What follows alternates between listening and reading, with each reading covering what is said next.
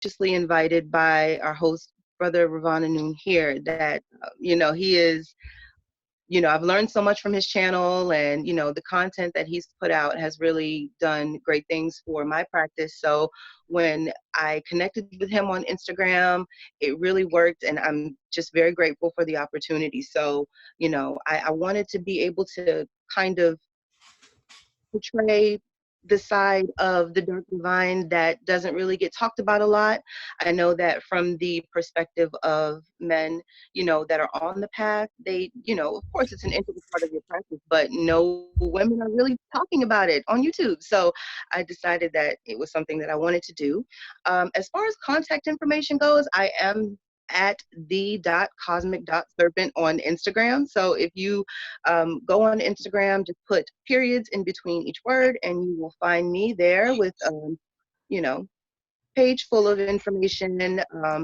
And yeah, the cosmic serpent 7 at gmail.com. And that's pretty much it. Those are my contacts. So yes, I'm super excited, and, I'm just ready to hear what you guys have to say, and give you some information and help it any way I can. So. Perfect. Thank you. Thank you. As y'all know, I'm Brother Ravana Noon, and I just got another text message that Zoom is acting crazy, so that's the delay for a lot of people coming here. What figure, right? Got a message like that too. Okay, so we're gonna begin and just go right into the questions in one moment. Let me just let them know to reboot. All right, so let's go right into the questions. Okay, everybody want to text now. Cosmic Serpent, how do you view the dark, demonic, divine feminine, and how does she relate to your life and practice? Okay, so that's a great question. It's a broad question because that aspect is so integral into the practice of the Black Adept female. So, there is no path without interacting with the goddess. So I wrote a little bit, and I wanted to just kind of read what I have and build on that. So viewing the dark divine, to me, she's the first power. So we've entered the sun cycle of the divine feminine on the planet, and she's pretty much the embodiment of darkness and creation. When we talk about the abyssal waters, and we talk about the subconscious mind, all of that has to do with her. She's the feminine aspect of the left-hand path. She represents chaos energy as she bursts and destroys simultaneously, and she's as loving and nurturing as she is bloodthirsty and destructive. So she's a creative force of dark energy. And I kind of wanted to read a little bit for you guys that, would give a little bit more insight. This is actually a really great book if you have any questions about divine feminine origin, not necessarily relating to demonic or divine, but just divine feminine origin, the Great Cosmic Mother. This is by Monica Saju and Barbara Moore. This is a sister on YouTube always refers to this as our Bible. So if the ladies on here have not picked this book up, this is a very, very, very important book. Out of the female cosmology chapter, it says that she is the black light in the black soil that pulls within the intense powers of light, the secrets and the forces of life. She is the mouth, the vagina, the passionate and the wise source from all which comes and which is all to return. So she's basically the embodiment of life and the embodiment of death on this path. If you think about the female race prior to the onset of patriarchal undertones, you'll have to eliminate recurrences of a lot of the ancient tones as they were written by men, and I just want to put the disclaimer out there that before I go into this, for the ladies that are listening, you will receive this with no problem. For the men that are listening, I hope that you do, but I ask that you all put your alpha ears on. Turn the beta ears off, alpha male ears on, because if this message, if what I'm talking about irritates you, or stirs you up in any way, I would suggest to use it as a path working experience, because aspects of the dark divine feminine are not discussed as strongly as they should be, because, you know, there's a lot of fear that surrounds it. So, prior to the onset of patriarchy, eliminating some of the tomes, like I said, that were written by men, which had plagiarized information that were stolen from some of the oracles. She was a force that could balance. So she could spark creativity in herself and in her family. She could heal through illumination, through flesh rites. So sex magic, taking the power and the pain that they had experienced on the battlefield, that was they were internalizing and making themselves sick, using sex magic to transmute that energy. She was directly connected to the cosmos, and the first goddesses were also instruments of their own fertility. So no need for consorts. So the first goddesses that we have recorded, and this book talks about it in detail. There were no need for consorts. She was created for that in that way. We all come from her. So no matter the gender, no matter who you are, you come from her. The perspective of the modern analyst always tries to debunk this about the dark divine feminine or the divine feminine in general, and get contradictory information everywhere they turn. So you have to understand that most of this information is written through the lens of men, and not all men, but the ones that are recalling the stories, you know, the interpretation of the story sometimes leads to the only choice being matricide. And what I mean by matricide is completely destroying her aspect because of the power that she holds. So when you're threatened, what do? You change the story, you add things, you take things away. So you're not really going to get the full information unless you dig, unless you really, really find, you know, great books, great writers, people that have actually done the research. So this stems from a deep-seated fear of integration in men who are recalling her stories. So you've got to know yourself in order to know the dark divine feminine. So when the law of gender's ultimate goal, the law of gender is one thing that I like to talk about when I do talk about the dark divine feminine. When that goal, the ultimate goal of the law of gender is the integration, when that is removed, or when fear comes in, you get the Lilith story, the Western biblical Lilith story that is incorrect. So, that's one thing that I did want to say. Let me see, what else do I have about that? So a lot of these tomes are written by men that kind of struggle with their own humanity. So on this path, the adept is taught that we do have thinking outside of human thought. We can transform ourselves and rise above that. So integrating the dark divine feminine is essential for women, for men, anyone that is walking this path, because without one, there is not the other. And this is not to bash men.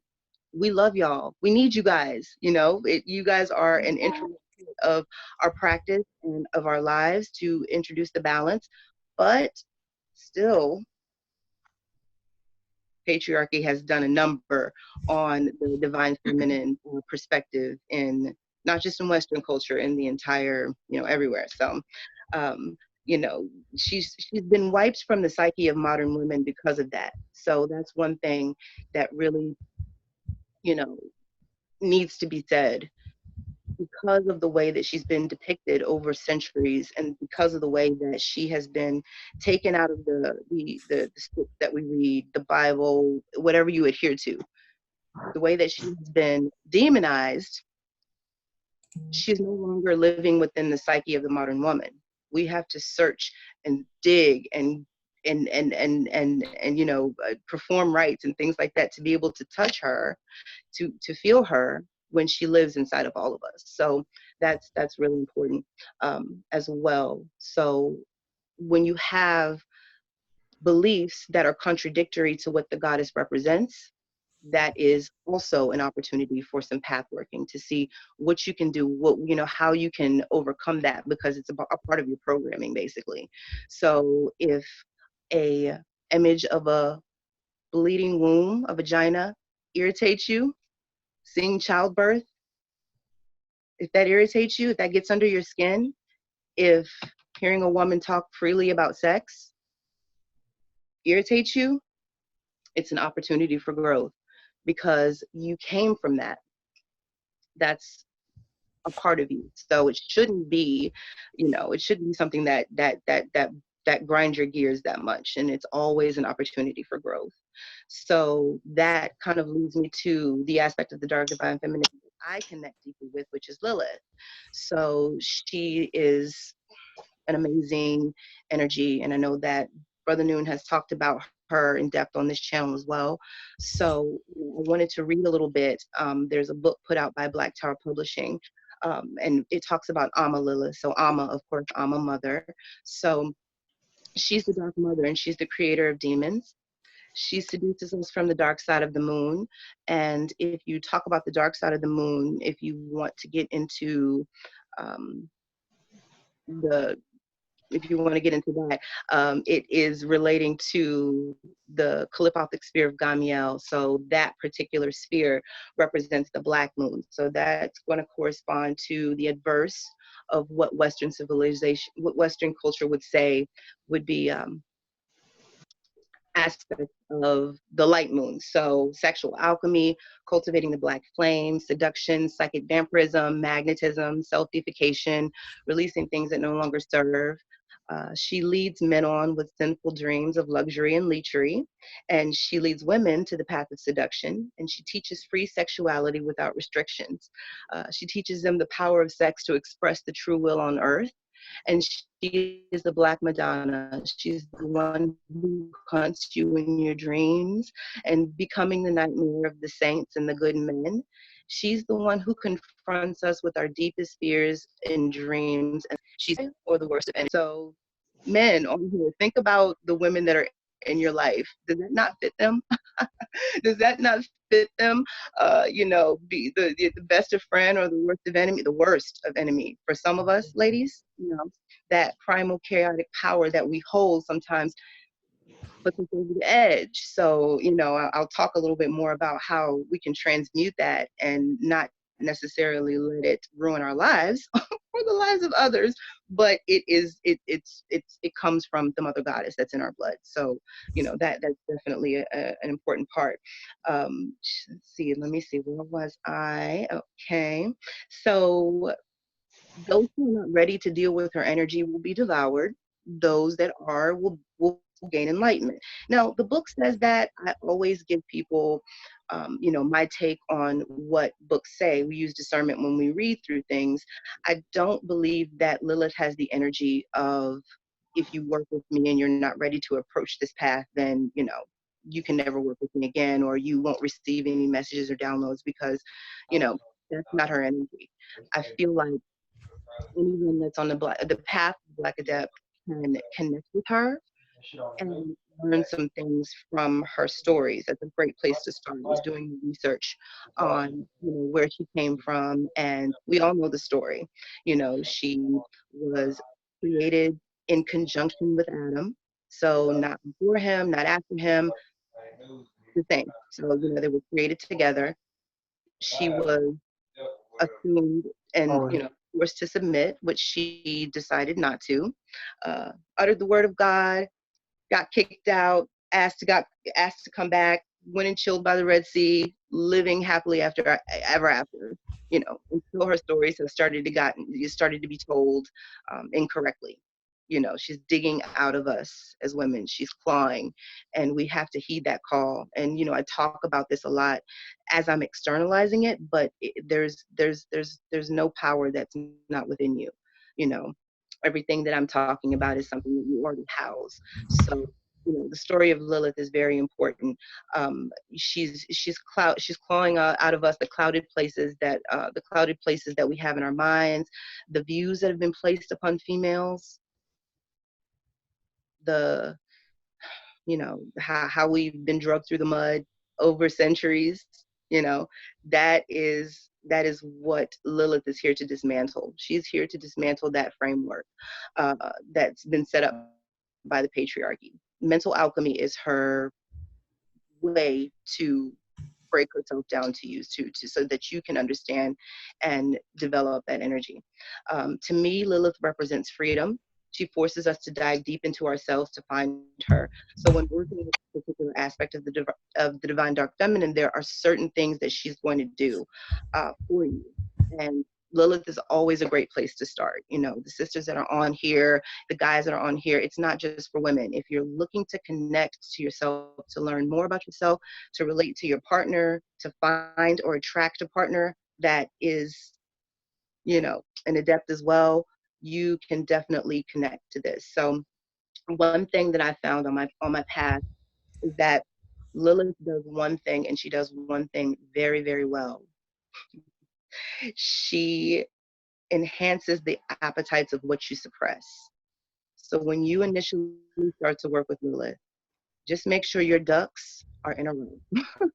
So the appetites of what we suppress, what do I mean? You know, so the shadowy places that are inside of your psyche, the things that you turn away from, the things that repulse you about yourself, the things that repulse you about others, that secret that you haven't really told anyone, or that sexual appetite that you might have that you have never acted on because it's, you know, it's too taboo, or your partner doesn't want to, you know, go into that with you. Lilith will bring that out. She will intensify it, and she will allow you to realize that when you create, we create thought forms all the time around us by the words we speak, by the actions that we have. So when you're creating these things and you stifle them down and you push them down, they're not dead.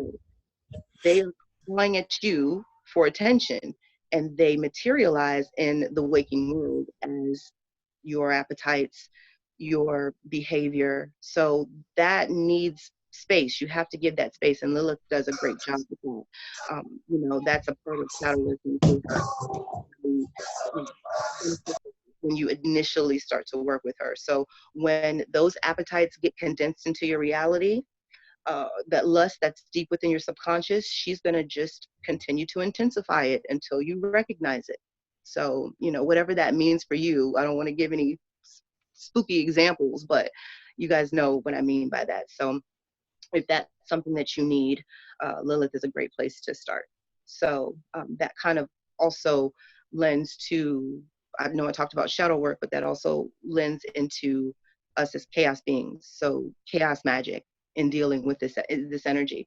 So, our nature as chaotic beings, it pretty much allows us the freedom to cultivate our practice. We toy with our beliefs. We can program ourselves out in and out of human thought. Chaos is truly the selfish creation, which is Lilith. So it's one and the same. So when you merge the dark divine feminine and the chaos mindset, you have pure unlimited power.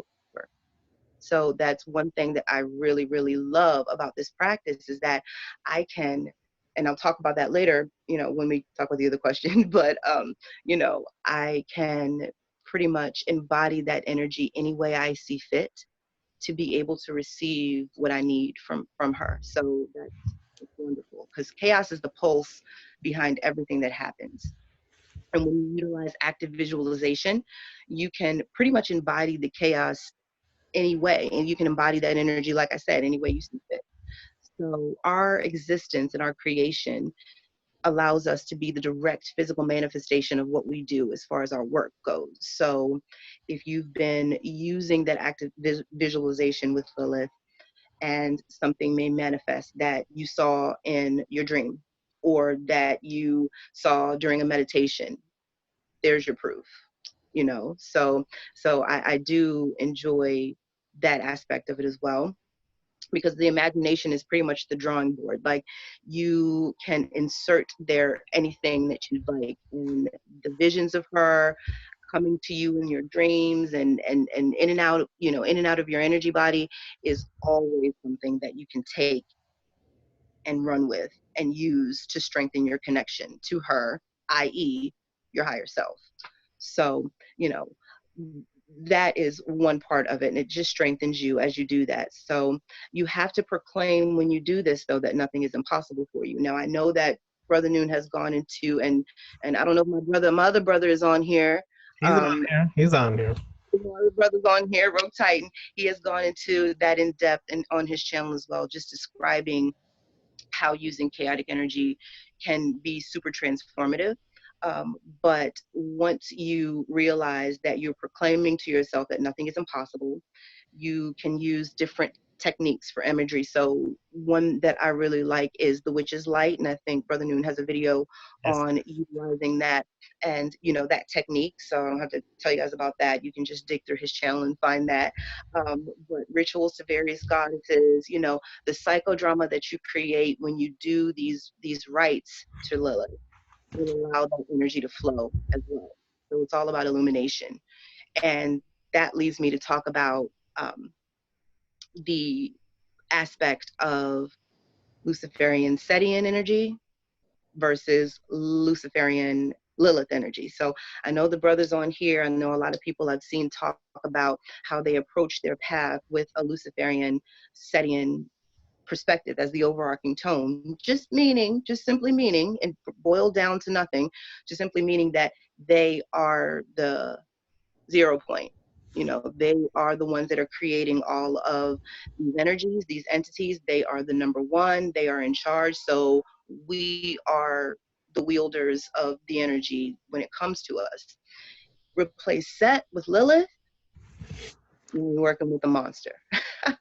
Because, those two energies are intertwined anyway because of the representation. So Lilith and Lucifer. So Lucifer will represent to some the dragon eyes, so that fire that destroys the illusion of reality around us and shows us our hidden truths, and that's kind of parallel with the light of Lucifer. So the illumination, and that represents to the self-deified adept that it can also be translated into other things. And to me, it is, very similar to the womb of Lilith, which some people say, is, it could be the entrance into the Kalipathic realm. There's so many stories about wombs and portals and caves, but when you get to the point of talking about Lucifer and Lilith, they mesh very well. And that's something that I utilize in my practice as far as how I enter situations, how I enter ritual work, how I enter spell work. So, there is nothing that is above either of them. And both of them are within me. So that's how I see that. So it's always about self-deification and using whatever works for you to make sure that that's how you maintain your frame through everything. So that is how I view the dark divine feminine. Like new. Um, yeah. So that was wonderful breakdown. That's why I just stood here smiling. I was smiling for I two can't I reasons. can't see you smiling. I was smiling because two reasons. The sister was flowing, and two, brother Phil got me cracking up because his ass was in the hot tub. So Ooh, really? yeah, Oh, he was in the hot tub at the same time he was dropping bombs. So I was smiling because I was like, yo, this sister got it going on. She's flowing. I didn't want to interrupt you first and foremost, because when a person's on the flow like that, worst thing you could do is speak and interrupt their flow. I Um, appreciate but I wanted to ask you this. Would you agree that women overall have been given a false concept of the feminine energy? Before you answer that, let me say this. Most of the time when we think of feminine energy, we've been taught that it's nourishing, motherly, things like that. That's 100% correct, because that's part of it. But I think they forget that when you go through mythos or mythology throughout history, the dark divine feminine, the demonic feminine, is usually more of a warrior archetype or warrior energy than even some of the masculine energy. absolutely. Absolutely. Exactly. Most of the masculine energy, and I was actually building with a sister on this. Most of the masculine energy that I have tried to tap into, or that I have tapped into, has been, rather docile. Not to say not to say that it's not potent in its, in its reverence to our practice, but there is nothing more fierce than the energy of the dark divine feminine. She is created specifically to be both. She houses both. So, like I said, just as loving and nurturing as she is to her children, when she's fiercely protecting them, she has no problem killing everyone. No problem. So when you work with that energy, and if you're able to channel and you're able to house that energy inside of you, of course it's going to be more intense. Of course it's going to be more, more strong in our beings, because she's in our blood. She's where you came from. She created you. So therefore, you're just calling to your mother. Think about the way that your mom has that sixth sense about when something happens to you. Oh, I just called to make sure that you're okay. I just got a feeling. Think about an energy that's connected to every single person like that. Of course she's going to be stronger. Yeah. Indeed, indeed. I would definitely agree with that. Um, During my workings and from my experience, Kali, Lilith, uh, even other Oya, even other feminine archetypes packed more power, more punch than some of even the most warrior type masculine energy. And I guess that's because they go back to the womb, the blackness, the dark, or the black dot that created all universe or created all life. So there's more power behind that than just the emanation of the masculine archetype. So the second question I have for you, Cosmic Serpent, is first I got to find it. Everybody's Right. still texting, having technical difficulties getting in. So And and somebody wrote a comment that said, Hecate. I know people have pronounced it Hecate. I'm not sure the correct pronunciation, but yes, that triple dark goddess, right. that energy is a monster. That energy is a monster, because that's some path working for you. And she is someone that actually, that energy assisted me greatly during, transitional times in my life. I always use that energy when I start to feel my age, or either have some issues going on that have to do with the timeline of life. She is she is amazing for that.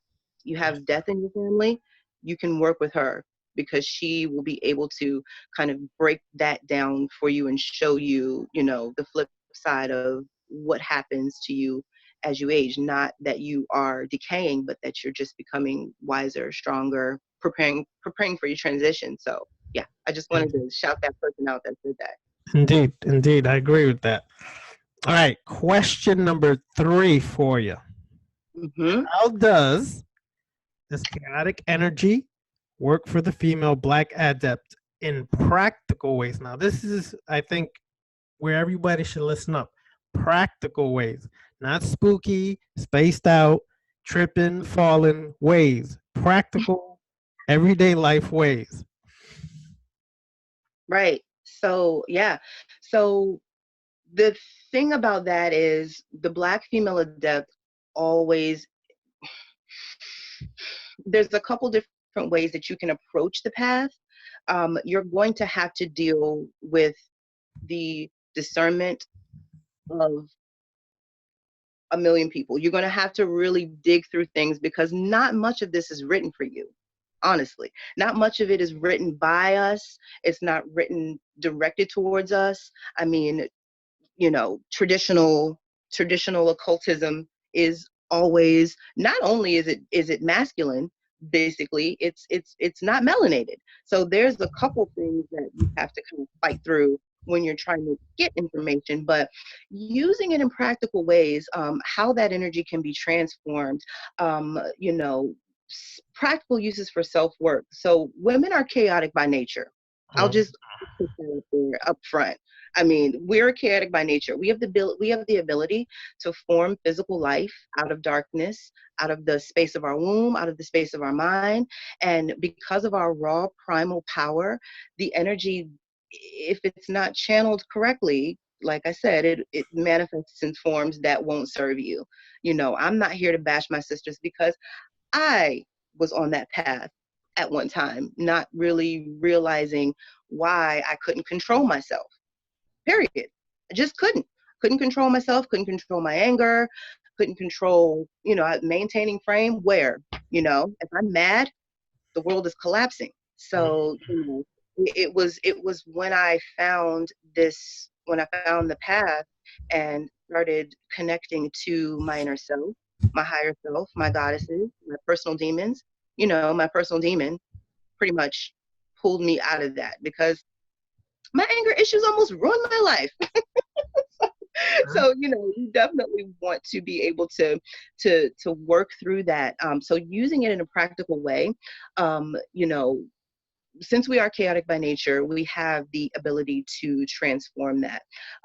It won't, not to say that you should bridle it or stifle it or turn away from it, but transmutation is essential, especially to the Black adept female who seeks to maintain frame in every waking moment. So, when the blood of Kali pumps through you, it is in itself a practice to be able to control yourself.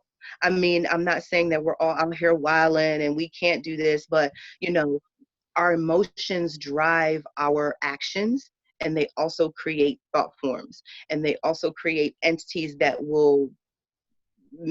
like I said, may or may not serve you. So you have to be careful when that happens, because unfortunately, some of us are so powerful that we can think it and it happens and you didn't even try, you know, manifesting at will because of your lifeblood, because of your chaotic nature. You're speaking death into someone who ends up failing for the rest of their life. You have to be careful with that power, sisters. I'm telling you guys, it's true. So, using it in a practical way, the most important thing that I do want to say is, nothing happens in the ethers that's outside of us. And that's really, really important when you start on this path. But I think the very first thing that we need to do as, female adept, Black adept, is start with shadow work.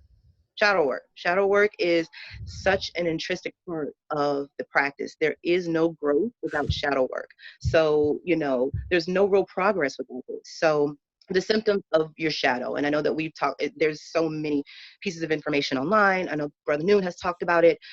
Symptoms of a dis disjoined or disconnected shadow are basically the ones that we all hate about ourselves: the anger, the fear, the self-loathing, the doubt, the self-sabotage, the hatred, all of that women go through, and they always have been taught to stifle or hold in or continue to persevere through.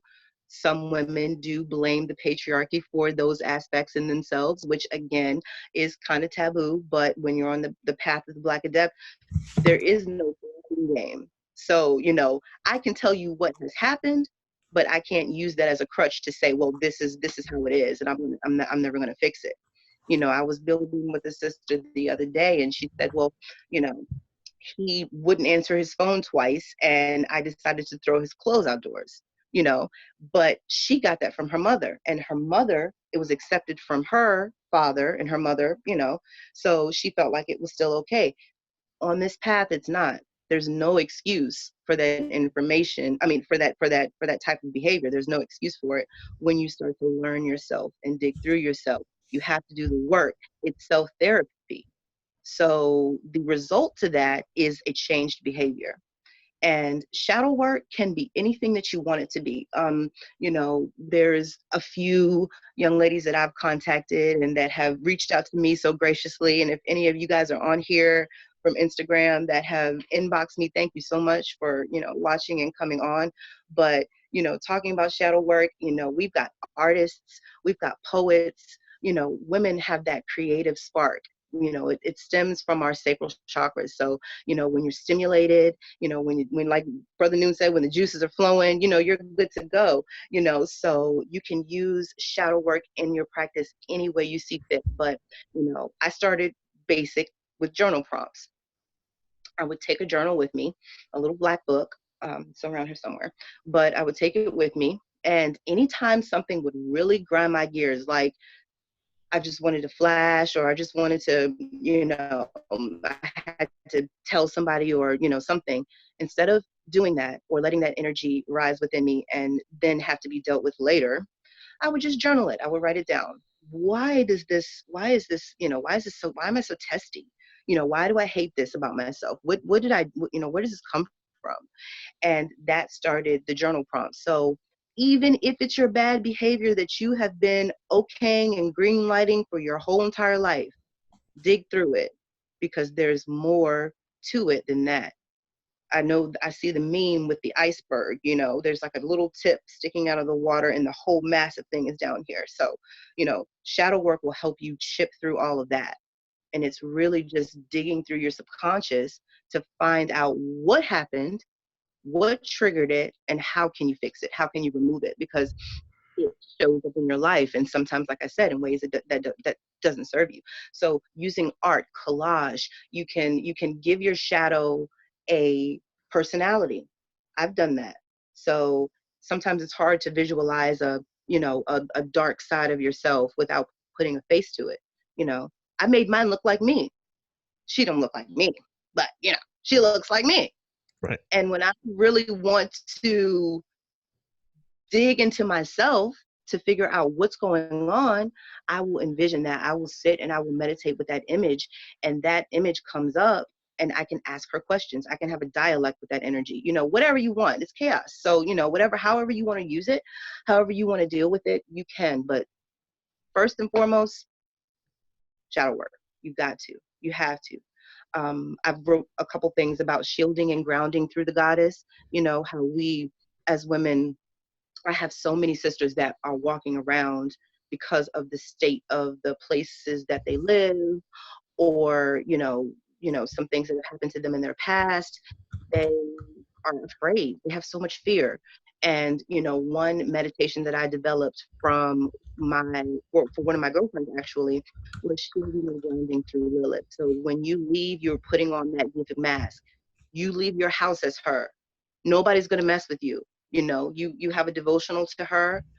you know you maybe write something, or take 5 minutes to just come out of yourself and put that energy into yourself, so that it strengthens you. So that's another thing.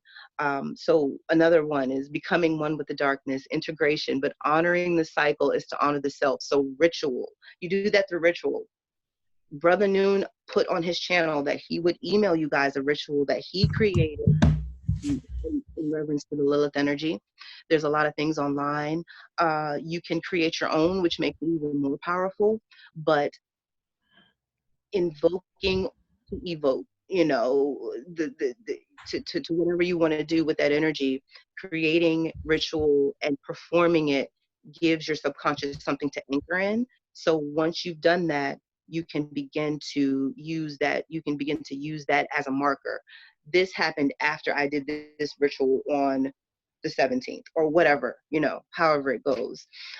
Creating divination rituals for downloads. This is something that women definitely should be able to do. We're all oracles. No matter how closed off you feel from yourself, no matter how stunted, you feel, or you feel like somebody has made you feel, you're an oracle. You can tell your own future and the future of others if you allow the channel to be open and to flow. It's just a part of us. You don't have, there's no spook to it, for real. I'm telling you. So creating a divination dedication to the goddess. I have a set of runes. I don't know if you guys throw runes. I have tarot that is specifically dedicated to the goddess that I'm working with. And when I want a message from her, I'll pull that out. You know, there's so many, but there's just one more that I really wanted to talk about, is the most important one. And Brother Noon has talked about this in depth, and that's embodying the goddess, boiling it down to nothing, using the energy and devouring it. So you are not asking, you're not begging her, you're not externalizing her. You have become, some days I wake up and feel like Lilith. So, Some days I wake up and I want to nourish myself. I want to do self-care. Self-care turns into a ritual for me. It's not just putting on a face mask or, eating a salad. It is bathing in rose petals, drinking red wine out of a fancy chalice. Whatever you do that you feel like would be appropriate for the goddess, you do that for yourself. And that strengthens the connection, and that strengthens your mind in your self-deific path. So however they would have treated Lilith, that's how I treat myself. And that in turn allows people to treat you that way. When you start treating yourself like the goddess and you embody that and you devour that energy and you become her, every person around you, not just men, everybody around you is going to start treating you like that. And then you'll accept it, you will expect it, and then that will be the pattern. So, there's so many things. Sexual energy for manifestation, sex magic, period. Brother Noon has talked about that in depth. I won't go into that. That's a whole nother, channel story. But yeah, just using sexual energy for manifestation, that is the embodiment of the goddess. So well, let's actually go into that for a moment since you brought it up. Okay, from my experience, watching, observing, I would say that one of the biggest things, I'm not saying it is the biggest thing, but one of the biggest things that has been done to suppress women is to suppress her sexual energy and sexuality. Meaning, they suppress her expression sexually. Not just, I'm not talking about just having sex, people. That's not what I'm referring to. I'm talking about how she feels, the way she wants to dress, how she wants to, express herself through movement, through speaking. It seems like if a man says certain words in combination, or IE, let's say called cursing, it's wrong, right? Or cussing, it's wrong. It's fine for the man to do it, but if a woman does it, oh my gosh, everything goes downhill. You're not supposed to speak like that. Who said? I'm sure when Kali was about to bust some ass, that she did not just say, "Oh, peace and love, everybody. I grant you all of divine love." I'm sure Kali said, "I'm gonna whip some ASS up in here tonight." You understand? So I've noticed that that's a big problem, is that when it comes to talking, if a woman even speaks about, you said this earlier, if a woman even wants to express herself, even speaking about sexuality, it's kind of shunned on, it's kind of suppressed, it's kind of looked bad upon. Even the most open-minded men, supposedly, that they say they are, will even go sissy fit, I should say, become a sissy real quick. If she starts to really express themselves, like their jaws drop, like, damn, you think just like a dude sometimes. Not really, she's not really thinking like a dude, she's thinking like herself. You're interpreting it as a dude as if it's rough and coarse and things of that nature. So in your experience, would you say that as you were growing up, that was one of the biggest things that they try to suppress or control you by, was your sexual expression, your sexuality in different ways? Absolutely. I grew up Southern. I grew up Baptist Southern. Lord. And I grew up in debutante. So I don't know if any country people are on here, but it's basically like teaching you how to walk with a book on your head and what fork to eat with and all of that. And I had very, very strong matriarchal women. The matriarchy of my family is incredible, but in reverence to stifling you, talking about cursing, talking about sexuality, anything like that, the basis of it is that women have been taught that we need to be in competition. That's the bottom floor. If you go all the way down to the bottom floor, we have been taught that we are in competition to win a man. To get the husband that's going to take care of us, you've got to be perfect. You've got to be put together. You cannot curse. You cannot talk about your sexual appetites, freely. You can't be a sexual creature. You can't be sensual, to anyone besides him, because our our goal as we were taught, some of us, when we're taught when we're young, is that your goal in life is to be able to find someone to take care of you. Mm-hmm. Not that you can take care of yourself, but yes, stifling that at an early age when you want to explore, not at an early age, but in your 20s and things like that, when you start to come out and you start to explore yourself, it really really does a number on you in your older years.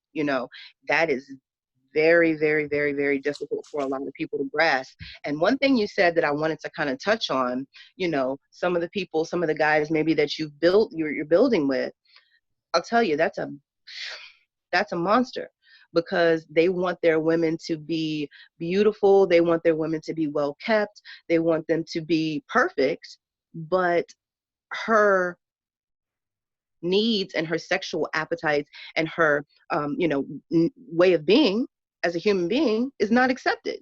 Mm-hmm. You have to change yourself, in order to fit a beta male standard. So, you know, that's why you have to work with the dark divine feminine to be able to draw that out of you, because it's been erased from women in Western society. We're not even in touch with it anymore. True So that. yeah. True that. True that. All right, Sister Cosmic Serpent. Last question I have before we open the floor. hmm How can all of this, which you've been talking about, relate to empowerment for the female seeking to reclaim her divinity? mm, that is great. I love that. So, with the way, even the things that we were just talking about the suppression that constantly bombards us by looking at the media and being told that you have to be a certain way, being, and some of it really stems from our own community. I get lashback from people that are in my own community, you know and it's like, it's crazy, but the system is kind of set up for our failure in certain ways. But the beauty, and that's why it blows my mind that I don't see more women on this path, because it's the shortcut. Mhm. It's the shortcut to freeing your mind. It's the shortcut to rising above all of the overarching patriarchal themes that are in our society. It's the shortcut, because self-deification shoots you straight past all that marching and being upset and hating men and not receiving love, closing yourself off, closing your channel. You go through that. I went through that. But when I learned that our very nature as women is to be in a blissful sensual state 24/7. Receive this now. I'm not saying that you have to walk around writhing like the goddess every day, because you got kids and you got work and you got, but every single experience that you come across should be pleasurable. And if it's pleasurable, it's great. If it's a negative experience, you should have joy that you can transmute that into something that works for you, for your benefit. So empowerment is important in this path, because this is literally the shortcut. This is the secret. You know what I mean? For the Black female adept, especially for the Black female adept, we've got it on all sides. So this is pretty much the shortcut. And one thing that I started when I started, empowerment was one thing that I want. Why, we all hush hush about it, but why else are you here? Men, women alike, you want power. You want to be able to, see how far you can push yourself, or see how far you can take your mind or your practice. You want to see how far it can go. And one thing that I started to do early along in my practice that has traveled with me thus far is working with dark energy. So I know that there's a lot of people on YouTube talking about it, but working with dark energy is a wonderful, wonderful place to start when you're looking to empower yourself on this path as a woman. And the only reason I say that is because there's hardcore fact about what this energy is, how it is expanding and growing and changing, and basically the realm of chaos that you can create from. But the most important thing is that there's no deity that's attached to it. You can go into the ethers, manifest something, and just wait for it to happen. You don't have to ask anybody for anything. And that in itself is empowering, So dark energy, I mean, there's a ton of books written on it. There's a sister online, a sheer star goddess. She's amazing, amazing. And she has talked about this in great detail, and she's got books on it. So, sisters, look her up, look that up, because it is definitely a fast track to empowering yourself. I sought out this path because I knew I needed to change. And I knew that some of the aspects of the people that I saw, I wanted to have that too. I think I was building with one of the sisters the other day. I used to be so shy to the point of like not wanting to be on this YouTube. I don't even want a birthday party shy, So it really kind of helps you empower yourself and reclaim your divinity, when you do these practices. One thing, if you want to really boil it down, another thing that helps, that works really well is you know heart chakra work, working with the heart. Yes, So yes. when you approach spell work, when you approach this path, if you approach it, self-initiation, you have to be pure of heart, and that there's nothing more empowering than being able to open yourself to yourself and flood yourself with unconditional love. Now, I'm not talking about saying, oh, I just ran a few old ladies over and I love myself for doing that. You just love yourself through it to come out on the other side. So unconditional self-love through working with the heart chakra is super duper empowering and super duper important. It's a little bit unconventional, but I wanted to talk about this. Some of us are practitioners here, some of us are root workers, some of us have not left that side of magic because it's all a feminine aspect anyway. So I integrate everything into my practice. So All right. one Go one ahead. thing Go that ahead. okay, one thing that I do use is Is here. Look for white. Hold on. oh mhm, Okay, go ahead. mhm. I muted it. So thank you.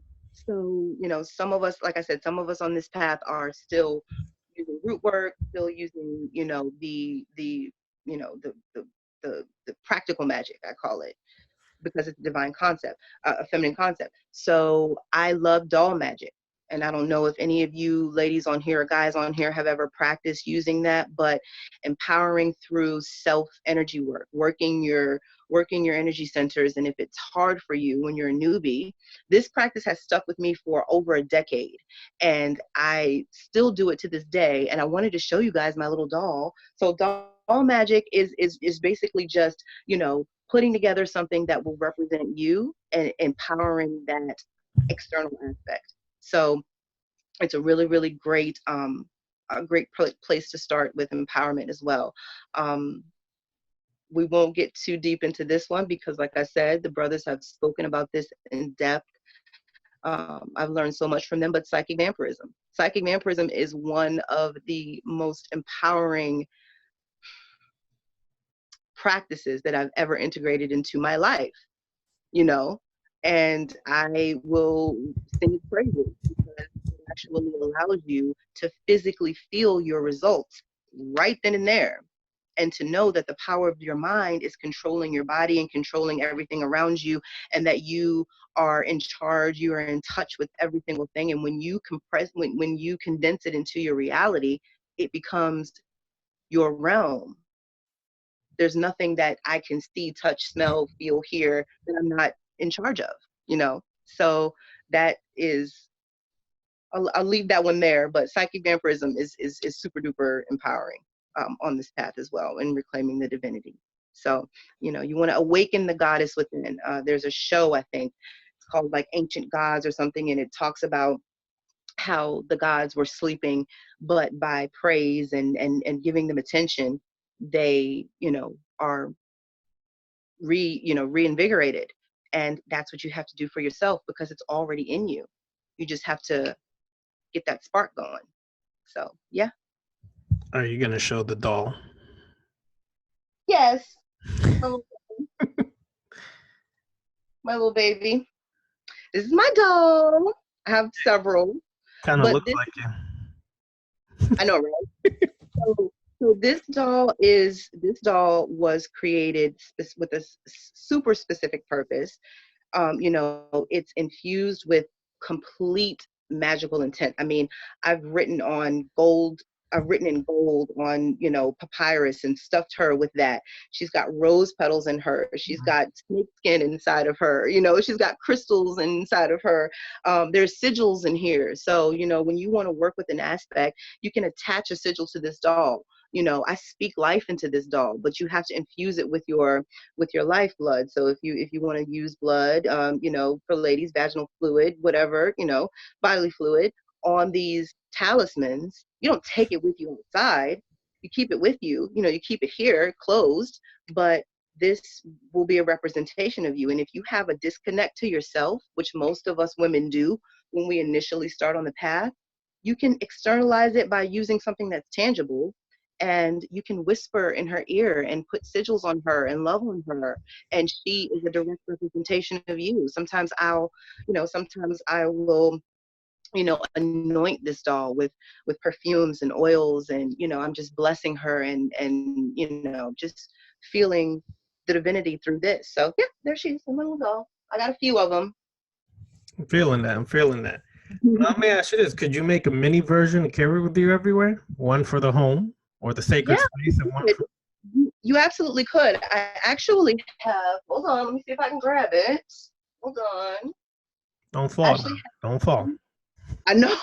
I actually have these little chime bags. Nice.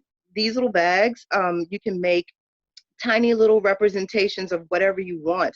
This is actually dedicated. This is for Lucifer. So if I'm having a hard time maintaining my frame, or if I'm going into a situation where I need to embody that energy and I need to claim the attention of the room, or I need to make sure that people are not, that everybody's paying attention, there are things that can go in here that will represent that. But I put the ashes of the burned sigil. So I'll burn his sigil in, in a rite to him, just as, kind of reconnecting with his energy. The ashes from the sigil go in here, and Nice. I'll carry this with me. I may drop a few drops of, drops of my blood here, or on the sigil, and there's corresponding stones. I use sunstones. I use, sunstones basically, and tiger's eye for Lucifer. So whatever. Like I mean, my practice is so intertwined with all the traditions. It's crazy. Like so I have things for Lilith. I have all types of little trinkets that I carry with me. So I love that. Yeah.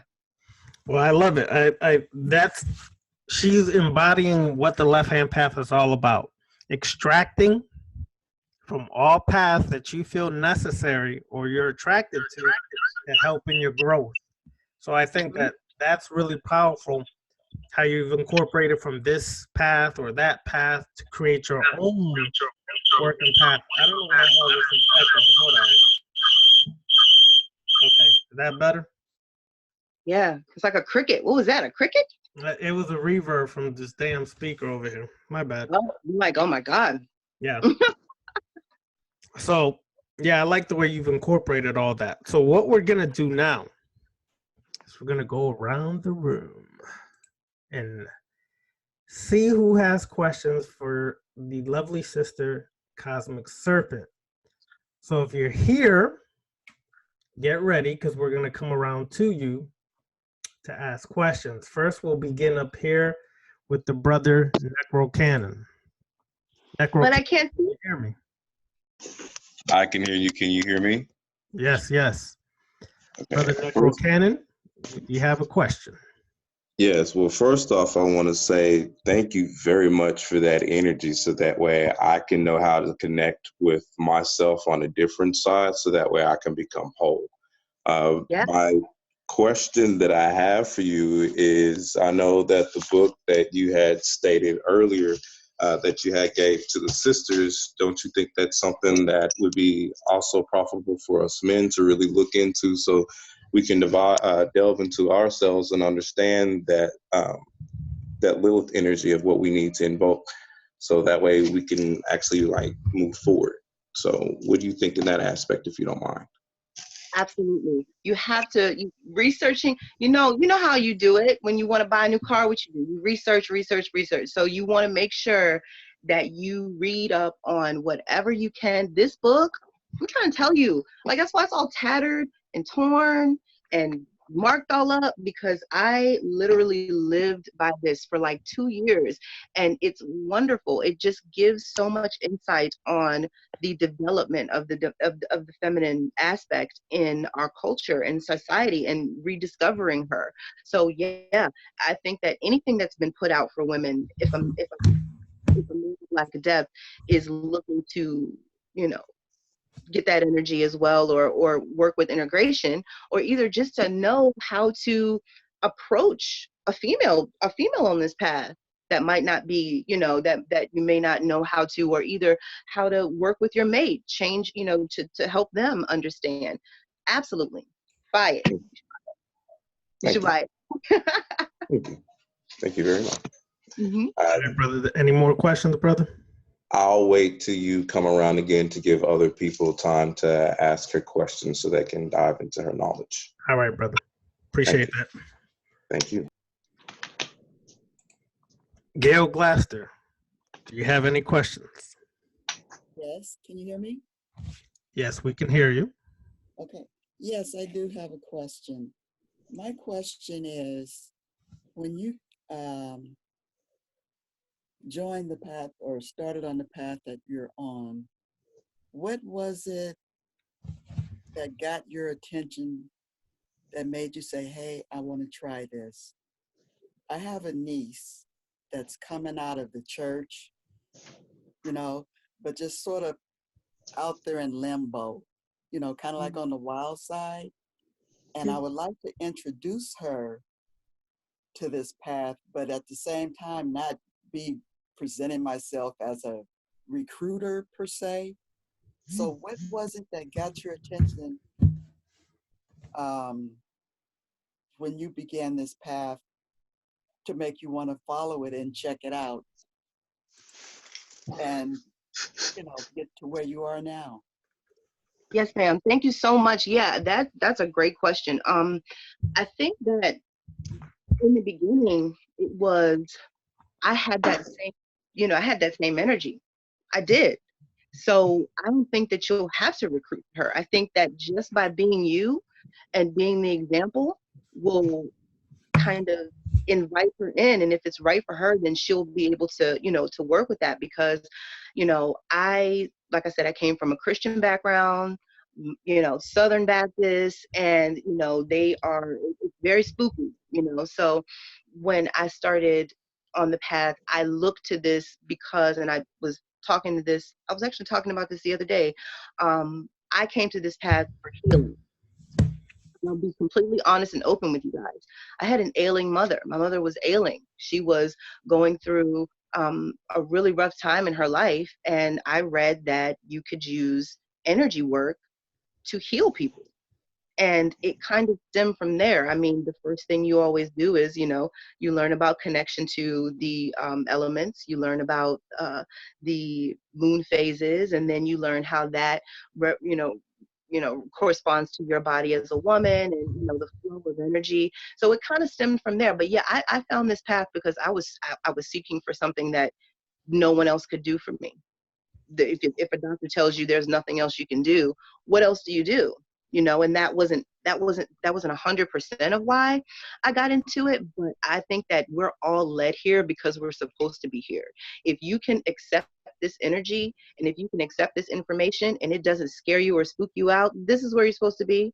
And she'll probably she'll look at you as an example and want to know, like, oh, what are you doing? You know, what's that? You know, do a tarot reading on her and see how she, you know, perks up. So yeah, that definitely she will follow you. If she's meant to be, she will follow you.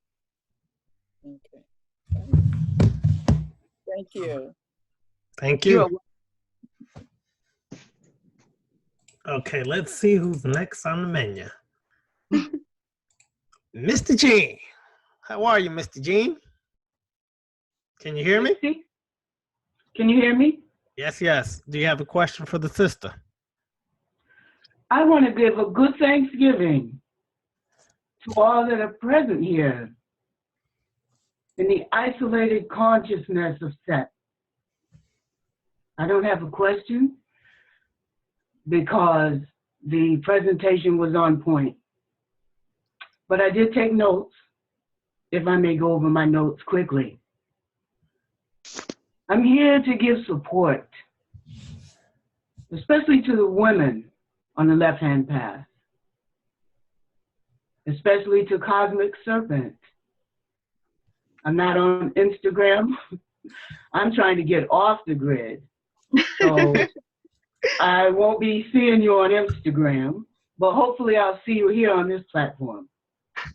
You speak my language, offering a book recommendation. Yes. That was okay. Yes, yeah. I also am connected with the Sure Star Goddess. Yes. So, more points up. Okay. You know, exactly. Yes. I would like to backtrack also in my level of support to last week with Rogue Titan. He used a word several times, fun. Let's make this fun. 100%. I have an acronym for that word, fun. F-U, frequency, unifying now. That's what's going on here. Yes. New platform on Zoom. He also used the word weaponry several times.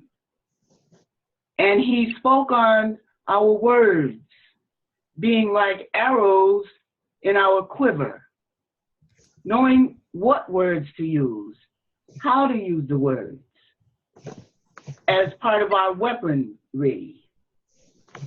And so to Ravana Noon, I thank you for the invite and your choices, the two choices, the male and the female, to start your new platform on Zoom were perfect, just perfect.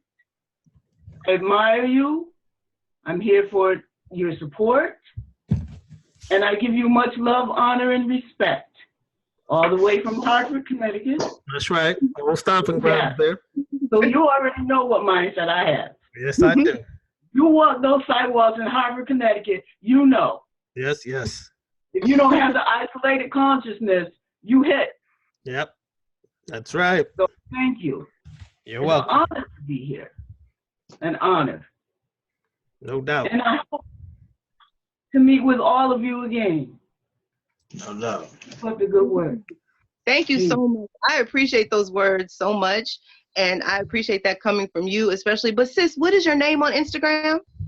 I'm not on Instagram. I'm only on Facebook and YouTube. I don't have a YouTube channel, but my legal name is Misty Moon. It was given to me by my grandfather. Don't even worry about Instagram. A lot of it's just a bunch of the ancestors say, and all those that walk the path. That's Yes. what's up. Strong. Thank you, Misty, for that. I appreciate that.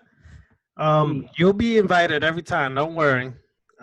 Next week will be Rogue Titan. The week after that will be Cosmic Serpent. It's really, I had to make a special effort to be here because Yes. I'm more, 3 a.m. I vibe with that. And by the evening, I'm not usually, but if I make a commitment, who knows? True indeed. That's Well, what's up. we're gonna alternate the brother and the sister, and then I guess in the third week we're gonna all three of us be on here. How's that? That's what's up. All I three like of us be on here. Yeah, I'm the Shakti and the Shiva in the middle. You see what I'm saying? I'm just bringing it like Voltron. You know what I'm saying? Like Voltron. Anyways, that. all right, Dope analogy. thank you. That's what's up.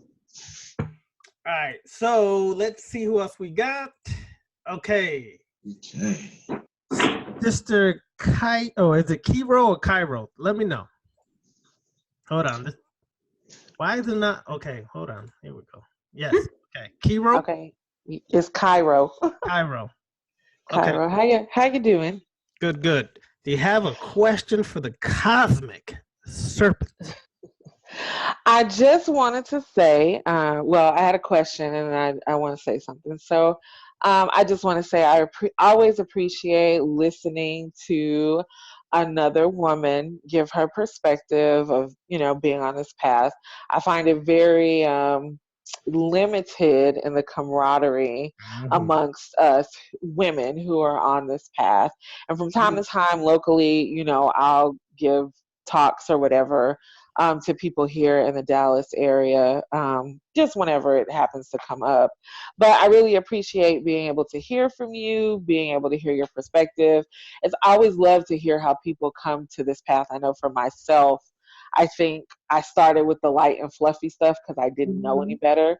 But for whatever reason, it didn't resonate with me. And I remember getting a reading from my friend's brother, and he talked about me being he was just like, "Oh, you're a chaos magician," and I was like, "What the fuck is that?"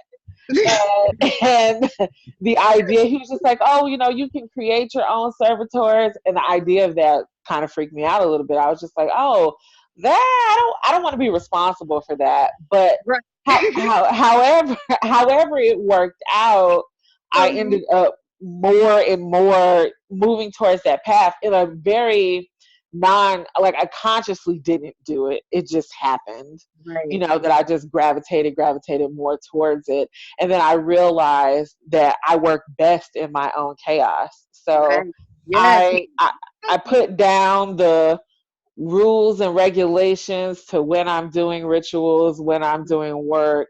I just, whenever the moment hits me to do stuff, I do stuff. When dealing with Kali, I had a whole experience last year with Kali that was absolutely phenomenal. And then I didn't even realize that had brought it in myself. And then she showed up, and it was just absolutely amazing. She tore down stuff. She showed her nurturing nature through the chaos. And it's interesting because when you think about female deities, I don't resonate with the light and fluffy, like, let me hug you, let's save the babies. I don't resonate with any of that. I'm usually like, you need to get your ass whooped and your throat, all of that. That's usually more or less where I naturally align. So I wanted to ask you, we get to the question before I just keep rambling. I just wanted to ask you about your experience in communing with other women in this path. I heard you talk much about connecting with other women, and I just realized my circle of women that I commune with on this path is very small. And in that path, I'm probably more on the quote unquote darker aspect of things, and not afraid of all things dark and chaos. And they tend to be anywhere from a lighter side to, in the middle. And so I just wanted to know more of your experiences, how you feel about the connection with women on this path. Do you feel it's more of a solitary one, kind of like where we kind of tap in with each other, or do you feel like there's really a space for there to be a real and I really hate to say communal working amongst the two of us or all of us? I feel like there's space for that. That's what I'm here for. Solitary, you don't want to be solitary your whole life, And I feel like being on this path, I feel like being on this path will draw in the energy of others that are like-minded. I am blessed to be surrounded by a sister circle of witches, but if it for lack of better words, white witches. Light and fluffy, females that always look to me when they want to explore the darker aspects. I'll be honest with you. Like I got a gathering at my house. I invited all the witches in the community that I knew that I had reached out to that lived near me to come and commune at my house. I fed everybody. It was amazing. About 40% of them were like looking around at all my altars like, what is it? I have skulls and I have like dead flowers and all kinds of stuff in my house, you know what I mean? So it kind of threw me off, but the ones that stuck with me were like my blood sisters. They are my heart. So I think that there is a space for that, and I would love to help cultivate that space because this path will allow you to be able to connect with people, and it also allows it allows it to dissolve we can dissolve how Western standard is. There is no jealousy, there is no competition, there is no drama.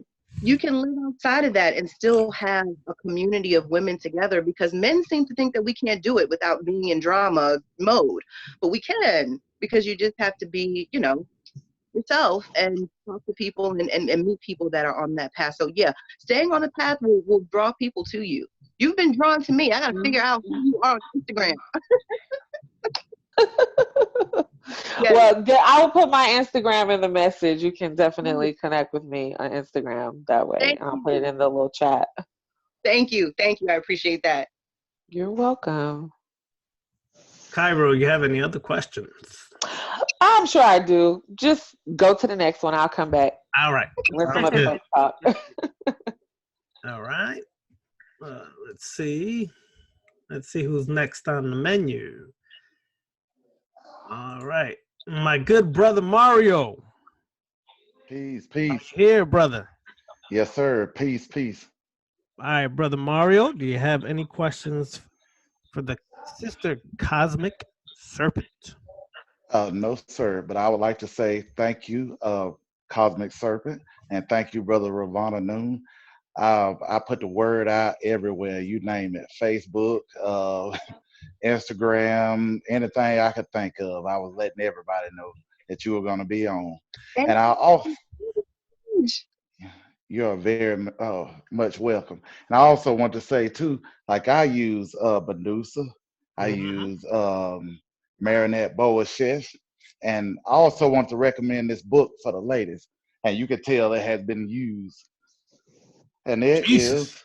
is, oh yeah, it's rough. It is The Women's Encyclopedia of Myths and Secrets by Barbara G. Walker. Powerful book, very powerful book. Yeah, look out for you, brother. Keeping my eyes on you, brother Mario. Keeping my eyes, brother. Oh, yes, sir. But I'm definitely enjoying this, and I'm loving the feminine energy. I'm definitely enjoying it. Thank you so much. Thank you very much. And thank you for sharing that link. Thank you for all the love. I really, really appreciate that. I said, when you said Mario, I was like, oh, yeah. Thank you so much. I appreciate it. Thank you. You are very, very welcome. All right, all right. Brother Duma, is you there, brother? Sister Cosmic Serpent. I can't see anyone. Duma, step into the light, brother. Come out of the darkness for a minute, brother. For a minute. All right. You even darker, brother. You even darker. You went to the black hole just now, brother. You gotta come back to a little bit to the light, brother. A little bit. There you go. That's perfect, brother. All right. Now I'm just enjoying the build and the lecture. I don't have a question as of yet, but it's one formulated. All right. Sounds good, brother. Appreciate it. All right, let's go to the brother Wacky J. I love the name, y'all. Wacky J. Brother Wacky J, do you have a question for the Cosmic Serpent? Can't hear you, brother. You might be muted on your side. No. Okay, now is that you saying shit? Yeah, then that's you, brother. You good? Nope, still can't hear you. He's faded in and out, right? Is that him fading in and out?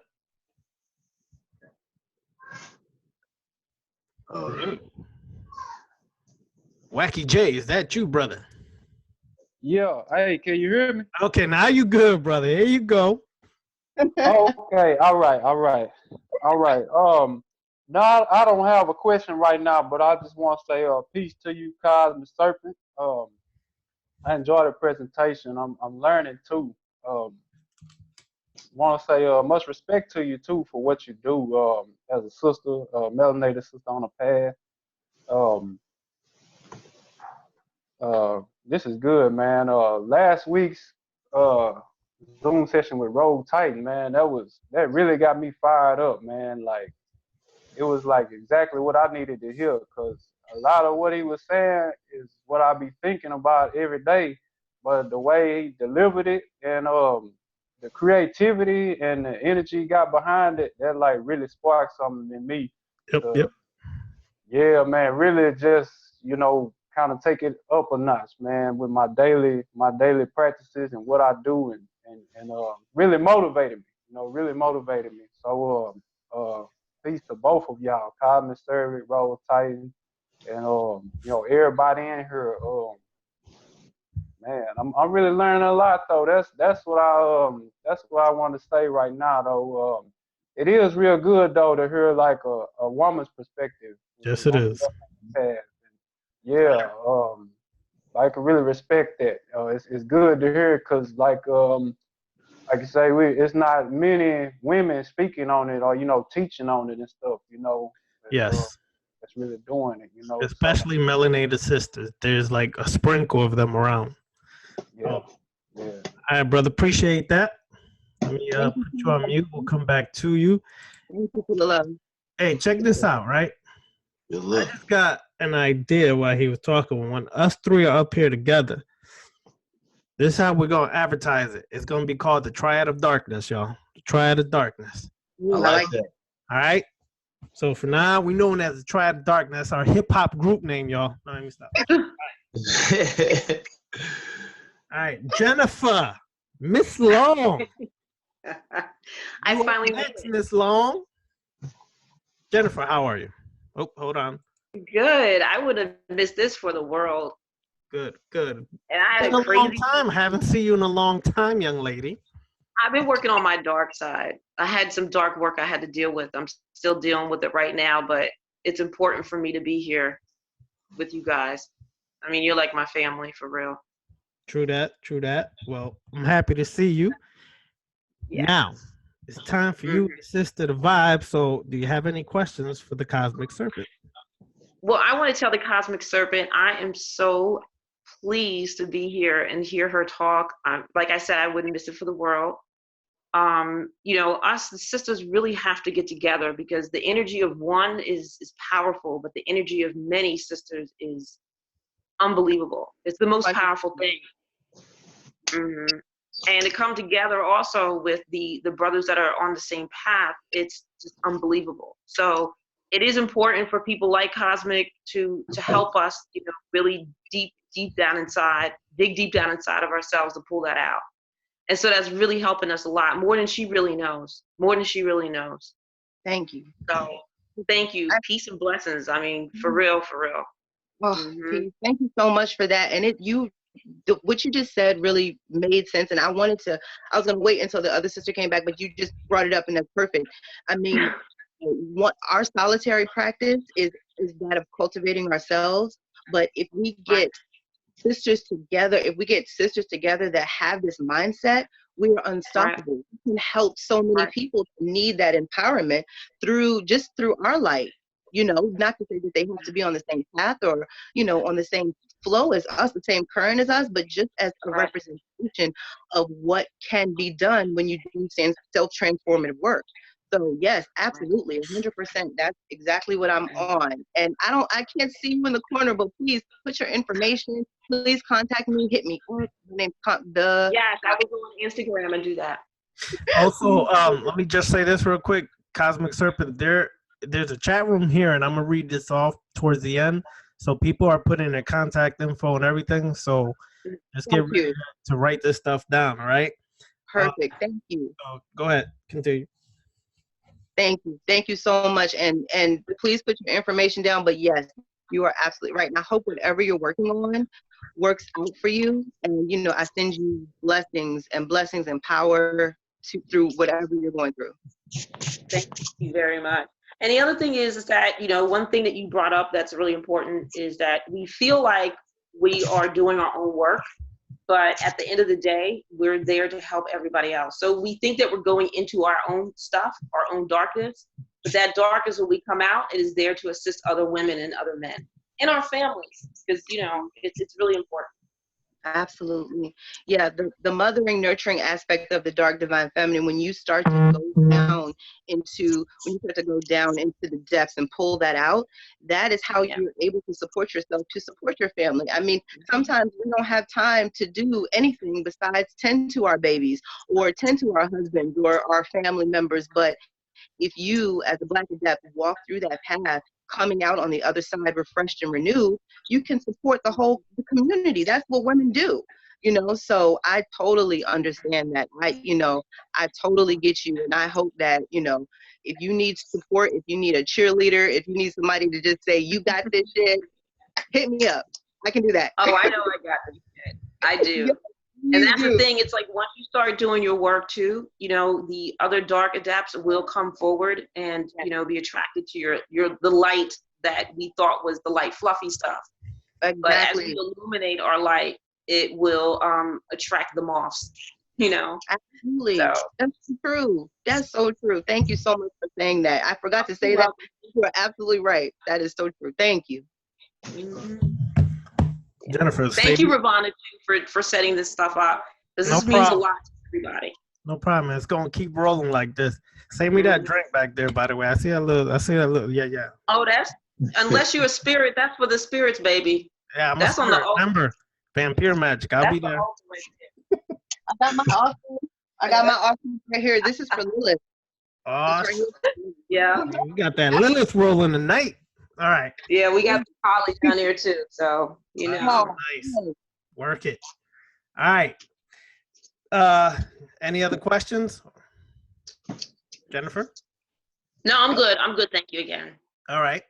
Next, we have Nina Franco. Nina, hold on then. Okay, hold on. Nina, you look mighty comfortable there, Nina. I am. Can everybody see Nina? She looked like she's sleeping, chilling. You know what I'm saying? She in the astral realm listening to Cosmic Serpent. I am. All right, Nina, go ahead. Ask your question. I don't have any questions right now. I was just enjoying the conversation. And thank you so much, both of you guys. I appreciate it. Thank you, Nina. Thank you so much. I can't see you, but if you're resting, please rest easy. And thank you so much for watching. Thank you. Thank you. Thank you. All right, next we got Brother Demetrius. Hold on. Why this thing don't? This damn thing, man. Okay, hold on. Let me hit my finger here and do it. It doesn't want to unmute you, Demetrius. I'm having problems here. Technical difficulties. Damn. Oh shit! What happened? I unmuted myself. Okay, hold on now. Yeah, Demetrius. Okay, there you go. Okay, I see you, brother. All right. All right. Well, first I want to say blessings to the brother that mentioned Medusa. That's a very powerful symbol, especially for women, the Gorgon. In the craft tradition that I'm initiated into, that's a very powerful presence.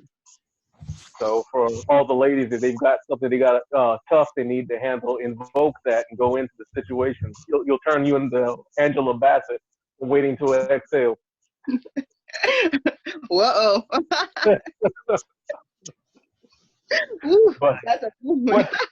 Question I have for you, Cosmic Serpent, is that one thing I don't see a whole lot of, and maybe it's just not talked about, is what is your opinion with women and the cliff off and working that system as a system of empowerment for women?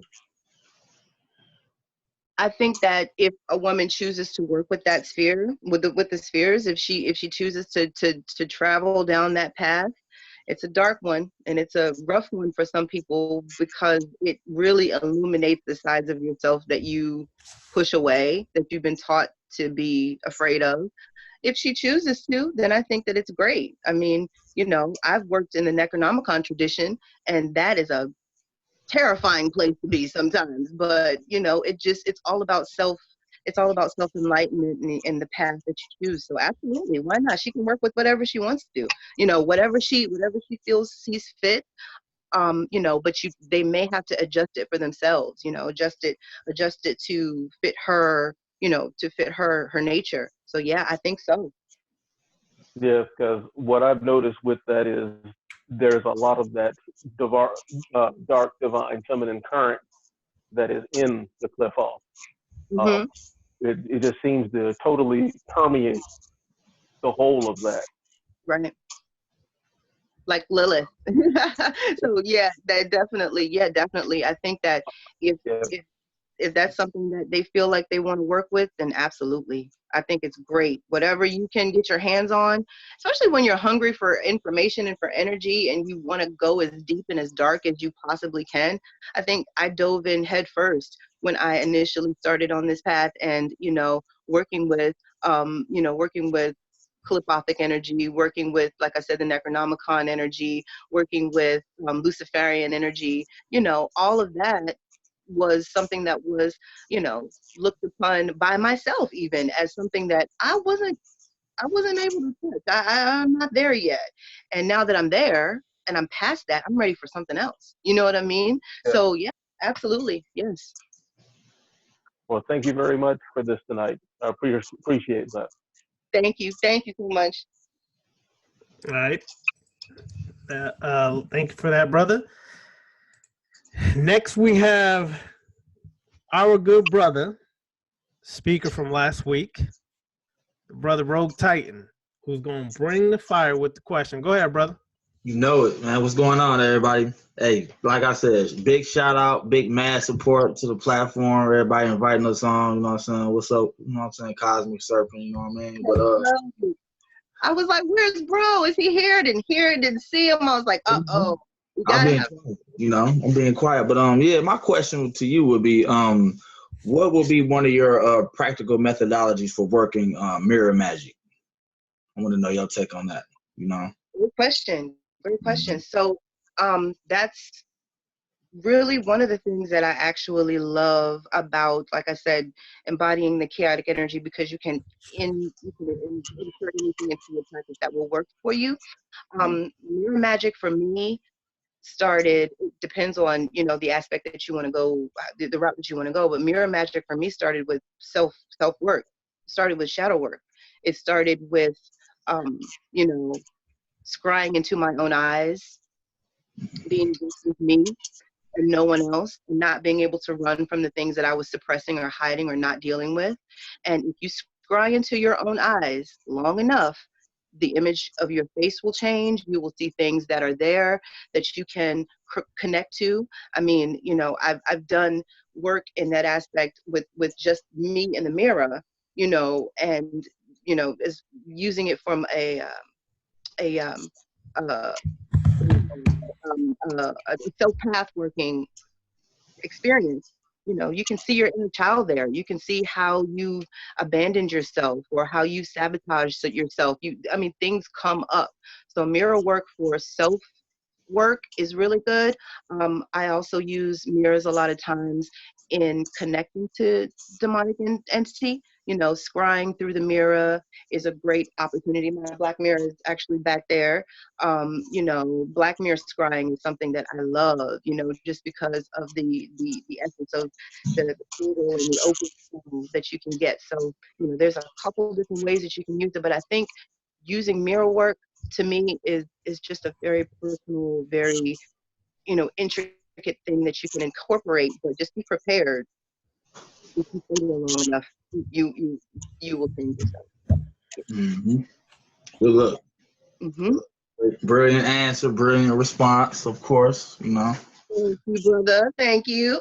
Yeah. All right, brother Rogue Titan. We'll come back to you in a little bit. No doubt. No doubt. All right, brother Smooth the God, it's your turn, brother. What's good, brother? Can y'all hear me? Yeah, we can hear you. Great build, great build. I wanted to know, when doing shadow work, can you speak more about putting a personality to your fears and you know, the shit that's holding you back? If you can speak on that just a little bit more. Yeah. I mean, it definitely changed the level of result that I got from starting that practice. You know, it's kind of hard for us sometimes to say. I mean, if we think about the Jungian concept of shadow work, and you're supposed to, you know, how you're supposed to do it and everything on this path, on this chaotic path, you know, we can form something out of nothing. You know, it comes Right. from our mind. So one thing that I think would be a great idea, and this is how I did it, was, I mean, I'm not an artist, but I just sat down and went into a self-hypnosis to channel all the things that represented my shadow to me, and I just took a piece of paper and started to draw it. I mean, when I initially started doing it, it has developed over time, because I do shadow work pretty much with every dark moon, but it has developed over time. But when I initially started to draw it, it was horrible. It was horrific. You know what I mean? All of that hurt, all the anger, all the pain, all the resentment, all the things that were inside me that I wanted to dig up and deal with, manifested by me being in a hypnotic state, manifested to me on this piece of paper like this. It was gross. And I'm thinking, like, is this what I really feel? Is this how I really translate what goes on inside of me to bring it down into you know, tangible?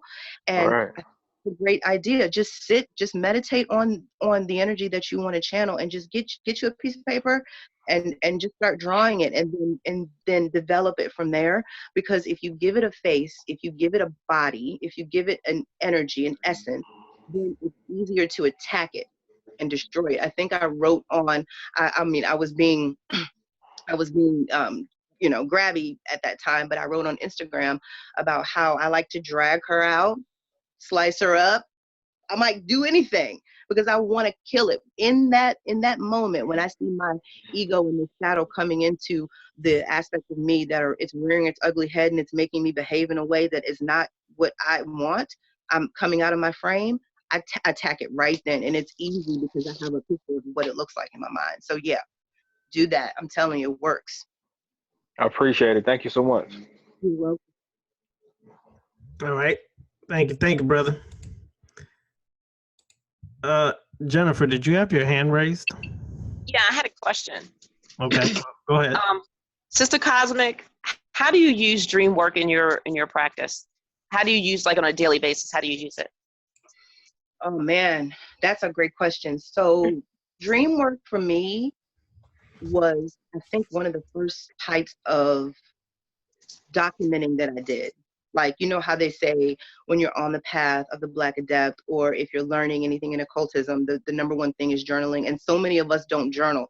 Like, we just go free fly, you know, we just do. But journaling is an important part. I don't do it as much as I used to, but I think the first time that I started working with dreams and dream work is I would do purposeful meditations to induce things, you know, Mm-hmm.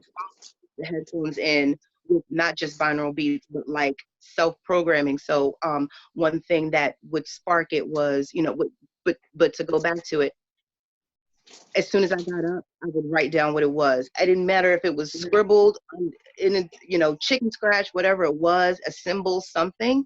And then as you continue to strengthen that muscle, you'll look back 2 weeks ago and be like, oh my God, I drew this. Or what is this? Mm-hmm. You know, or you'll see Yeah. it on you know, you'll hear somebody say a word. But I mean, Mm-hmm. I think that if you fall asleep with intention, intentionally listening to something, or fall asleep with the intention on your mind that you're going to remember what's going on purposefully for a specific goal. Dream work is amazing because it you know, symbols are the language of the subconscious. So sometimes you'll just get messages, you don't know what it is, you don't know what's going on until you wake up, and you can draw it and say, oh my gosh, this relates to this. So it's path working for me. So I love it. I love to work with that energy. Absolutely. Good. Okay. Thank you. You're welcome. All right. Let's see where we at. I'm trying to unmute for some reason. It wants to act funny. Hold on.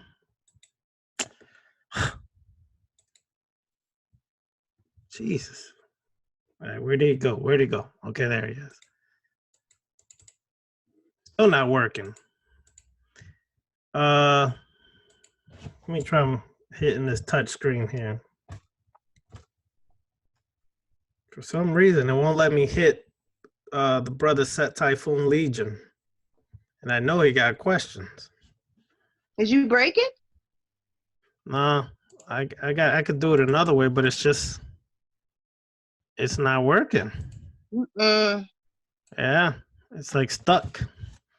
Let me see, man. Oh, where is this at? Let me try another way real quick. I gotta find this real quick.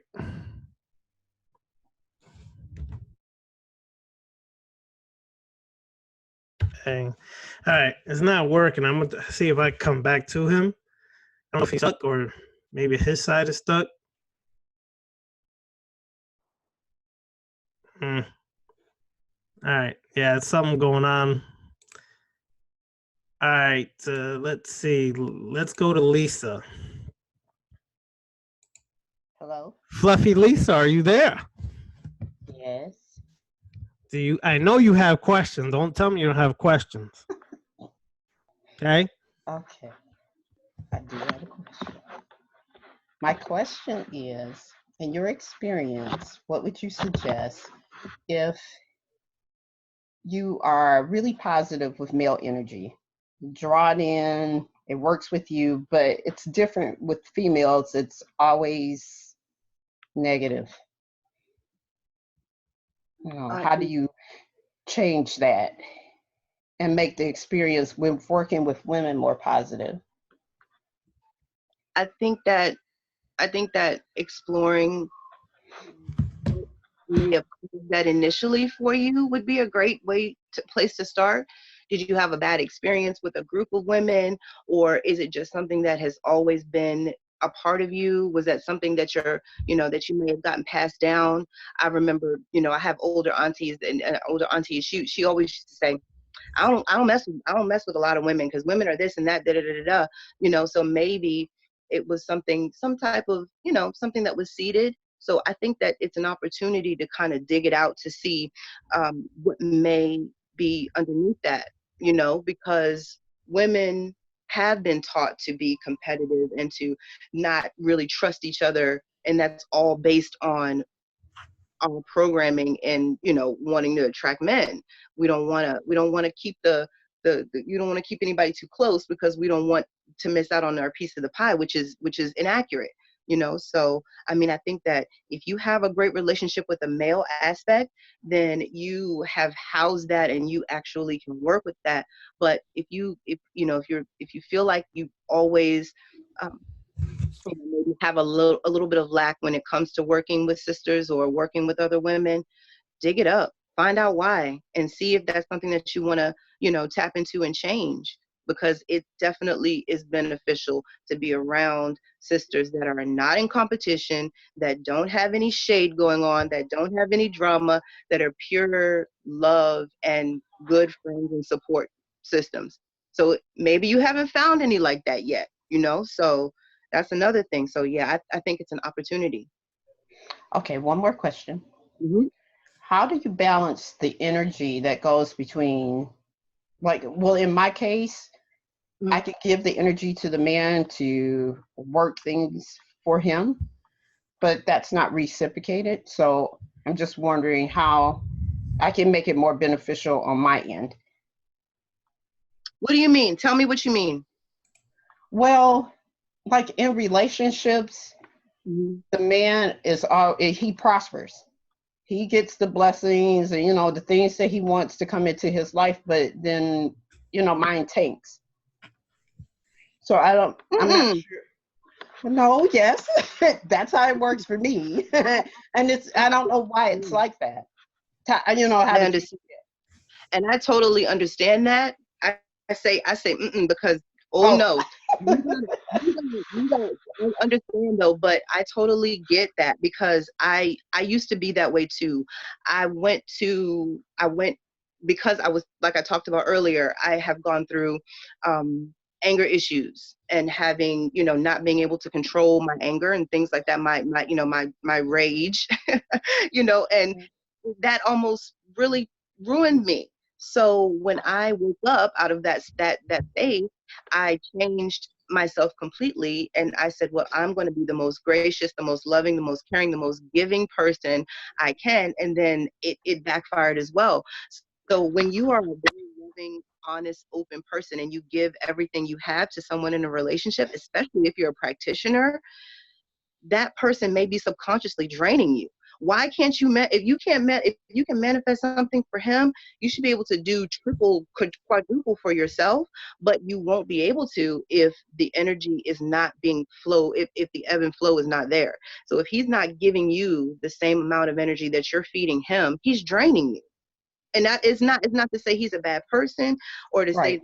that, none of that. It could be subconscious, but yeah, that's what's happening. Because if you can manifest things for him and not do it for yourself, if he's up here and you're the one doing the work, he's doing it subconsciously because you've always given it. I was the same exact way. So you just have to kind of reevaluate what you're doing for him and just letting him know that, hey, I need this energy reciprocated, and maybe some energy work. I don't know if you're talking about your boo, you know what I mean. The energy work that works to kind of mesh and meld the energies together. But yeah, he might be subconsciously draining you. That has happened to me before in my life, and when I realized it, I was like, oh my gosh. But yeah. Okay. Thank you. By the way, Sister Lisa is in Detroit. For all those that are in Detroit in this area, y'all might want to start linking up, forming these little communities. So all of the listeners here from Detroit, y'all need to vibe and connect. But we'll do that in the later part. All right. All right. Thank you, Lisa. Thanks. Thank you. All right. So let's scroll around one last time and see if there's any questions remaining on the board. Brother Necro Cannon. I don't have any further questions. I just have a lot of research that I'm going to be doing. And thank you once again for setting this up, Brother Ravana. Sister Cosmic Serpent, thank you very much for your information. And I thank everybody for being here. And for the brother that was speaking last week, thank you very much, because ever since I started implementing sigils, things have gotten much better for me. So I thank you very much for that as well. That's all I have to say. Thank you, brother. Thank you. All right, Gail Glaster, are you ready for a question? I mean, to give a question? No, actually, I'm doing pretty good. I'm really draining the system. No. Thank you so much. I meant that in a positive, jokingly way, but I'm very Yes, grateful. ma'am. I really appreciate everything that you've been putting out here this evening. Really enjoying it. Thank you very much. And to everyone else, the questions are helping a lot also. Thank you so Gail. much. Misty Jane, do you have a question? Dark blessings to all.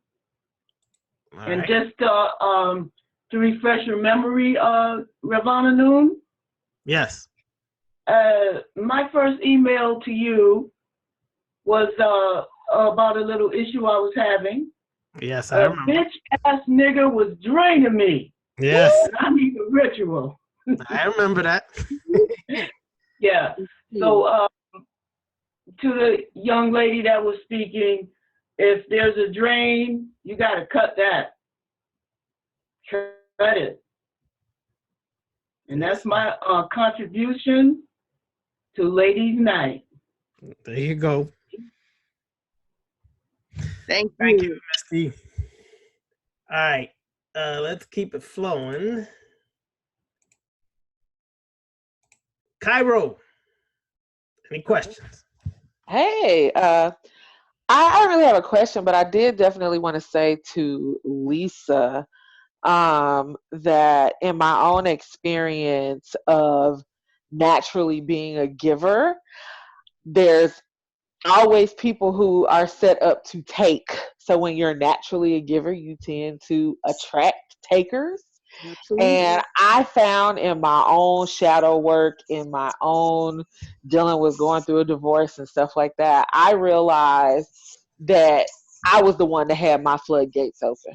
Mm-hmm. It wasn't necessarily them on the taking end of things per se, but if my floodgates are always open where I'm not taking care of myself, I'm not looking out for myself, I'm not giving myself a seat at the table, then that always sets people up to take, not because they're intentionally trying to take from you, but people have the mindset of, oh, well, if you're offering, I'm going to go ahead and take that. If it's up on the table, I'm going to go ahead and take that. All I'm saying is if you don't show up to your table and have a seat and dictate your life and say what's going on with your life, then everybody else is going to come and eat from your table after you put food out on it, whatever, and you're never going to get a bite. You're going to be like, hey, nobody left me an apple. Hey, did you save yourself an apple? That's right. So I say that to say, make sure that you're being the guardian of your floodgates and your flow.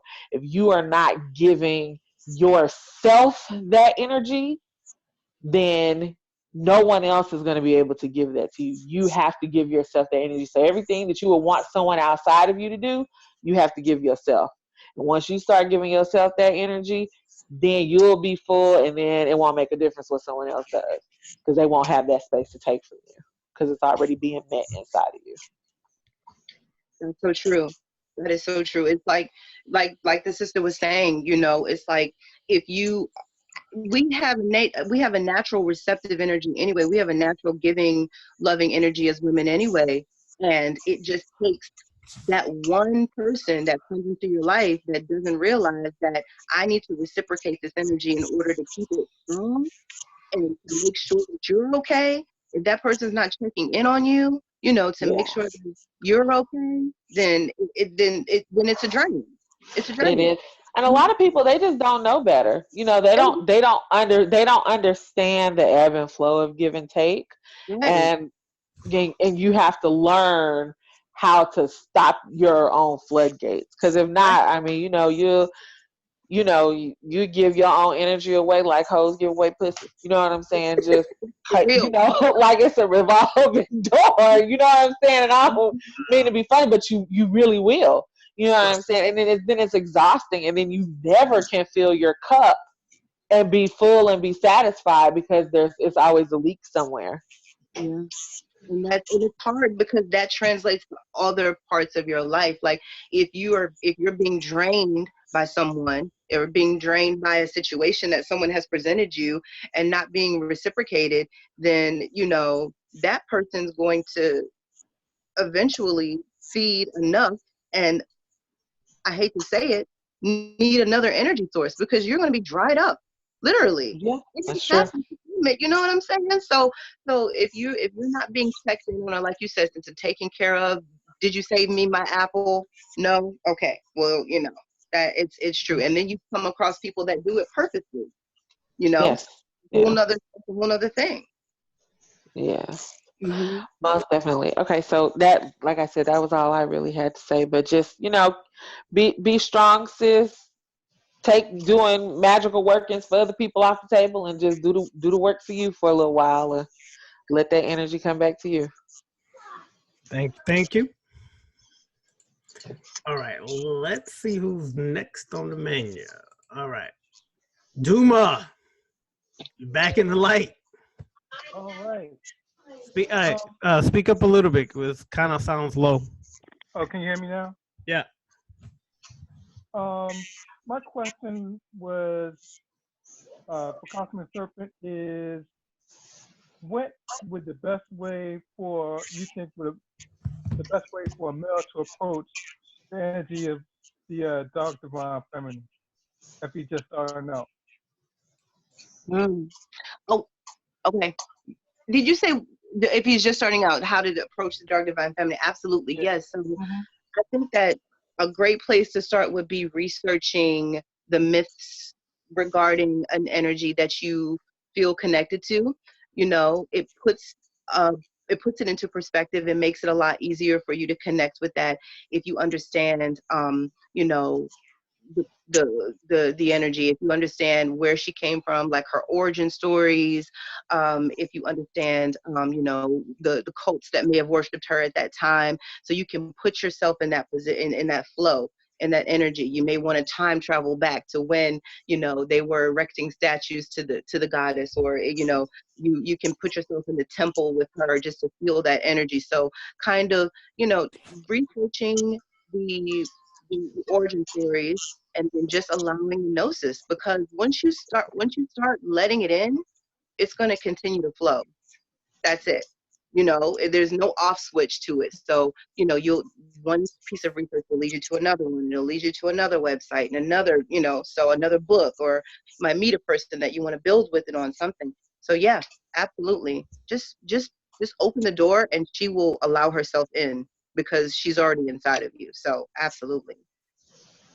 Okay, thank you very much. I appreciate that. You're welcome. Thank you, Brother Duma. All right, let's see who's next. Where am I at? Okay, here I am. Wacky J. Are you there, Brother Wacky J?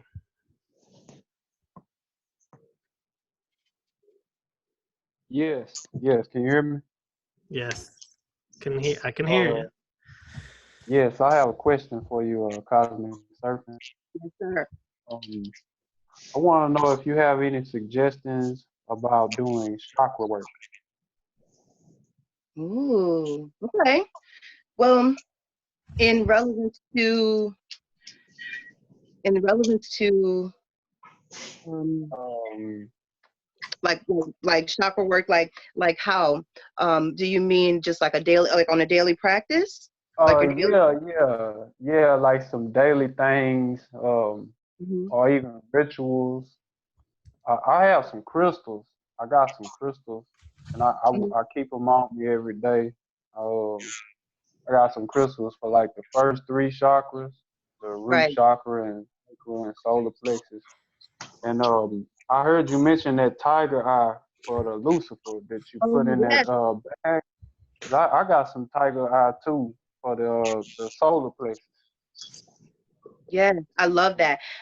You know, chakra work is really important. If that's something that you feel like you're lacking in, then it's one of the easiest meditations to do quick. Like if you don't have, you only have 15 minutes, you know, you can just go through a meditation.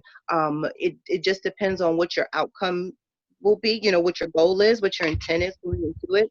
I work a lot with an exercise called the middle pillar, and you probably heard of it, but you know, you just want to work the energy centers in the middle of the body to support, support the crown.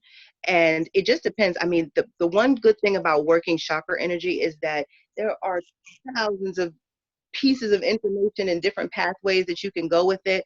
I mean, I think that we even have information online about how to reprogram them. You know, I want to I want to put out some information on that too, about making them your own, you know, and making them, you know, changing the way that they work for you, you know, just because they are an integral part of you. We've been taught that they have to spin a certain way or behave a certain way, or they put out a certain type of energy, which we on this path don't have to adhere to. So, you know, there's so many different ways that you can work with that energy. But yeah, I love stones. I have tiger's eye. I have my little, you know, I have my little onyx here. You know, I keep stones Okay. everywhere. So yeah, you can work them. Yeah, absolutely. It's good. If it's quick to do, 15 minutes, you can just, you know, do that before you leave the house. That's sometimes I do. Okay. All right. Thank you. Thank you, Brother Wacky J. All right, let's see who's next. Jennifer, we're back to you. I don't have any questions. Okay. Not now. I'm listening. All right. Thank you, Jennifer. You. Brother Demetrius. Yes. Well, I know you mentioned that you work closely with Lilith, and you didn't make a mention of Hecate, which I was happy about because I'm the guy who mentioned Hecate earlier. That's an aspect of the Dark Mother I've been connected to about 30 years. Yeah. So, are there any other like I want to say more primal, more tribal aspects of the dark demonic feminine, like Oya or Centea and Doki or something like that that you worked with, and how have you worked with that?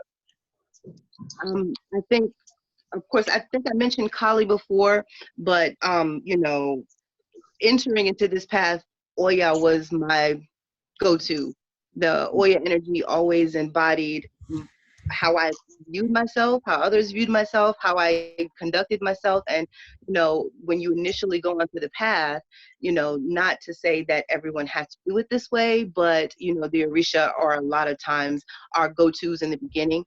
So I love to work with that energy still. You know, that aspect of, you know, that aspect of Oya, that stormy kind of beautiful mother aspect of her, but still very fierce and destructive. I also work with, you know, it depends on which you define, um, but I also work with the energy of a Rishka gal. That's one of my favorite energies to work with. Period. Ever in life. I love her. I love everything about her. Death goddesses are my thing. So if it has to do with the energy of death or the cemetery, you know, anything having to do with death into rebirth, or you know, just just just that aspect. Yeah, so Rishka gal is another one that I've worked with as well. There's so many, but you know, when your practice kind of condenses itself and dwindles down, you typically stick with, you know, who you need, and then if something arises, you can, you know, go to another. So yeah, thank you so much. Yeah, absolutely. Also, let me interject. Pombagira. Is that Oh, the one? yes, yes, You yes. were gonna say her cosmic serpent. I was waiting. Still didn't say Put oil on me I was right now. I love I was that. introduced to her Which one? years ago. Depends on which one we're working with, but that energy is like, for me, is like fire in a furnace. I cannot even sit still even thinking about her. Like she will throw you into a trance and you will dance. You will dance. You will be empowered. You will not be, you know, you will not lack monetarily. That's a money energy right there. You know, that's all about, she's all about transforming, you know, bringing up the come up. That's a come up story for her. So she is just, her energy is incredible. But yes, don't get me started because I can't sit still talking about Palmagera. I love her. I love that energy. So Any other questions, brother? That's it. Thank you. All right, thank you.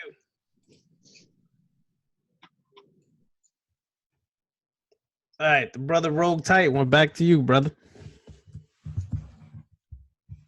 Hold on, I can't hear you. Hold on. Okay, go ahead.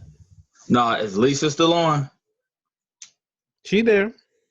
No, I wanted to say I live in Farmington Hills, so if you from Detroit, man, like I said, holla at your boy. You know what I mean? I'm all about, you know what I'm saying, branching out, trying to, you know what I'm saying, cultivate all this shit with people that's like minded, that doing the work, shadow work, and all of that type of shit. But I wanted to recommend that you look into binding spells or binding rituals. If you're having any type of dilemma with your significant other, I mean, there's so many ways for you to just, you know what I'm saying, tip the favor in your, you know what I'm saying, in your favor in any type of interaction that you may have with your significant other. If you want to, you know what I'm saying, finesse them to do a certain thing or act a certain way, it's ways that you can, you know what I'm saying, you can do that with 100% results. You know, I recommend you try out listening to Ashira Star Goddess. She has a playlist where she talks about binding spells and binding rituals and, you know what I'm saying, other practical ways, very simple, very direct ways that you can, you know what I'm saying, incorporate that with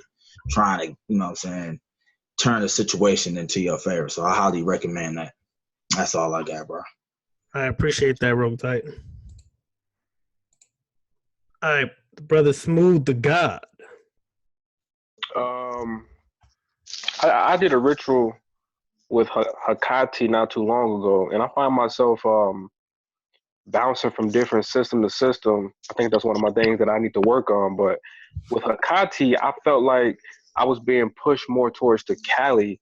Just wondering if you had some insight on that. Hmm. Well, it just depends on who you work with for what aspect, that they house.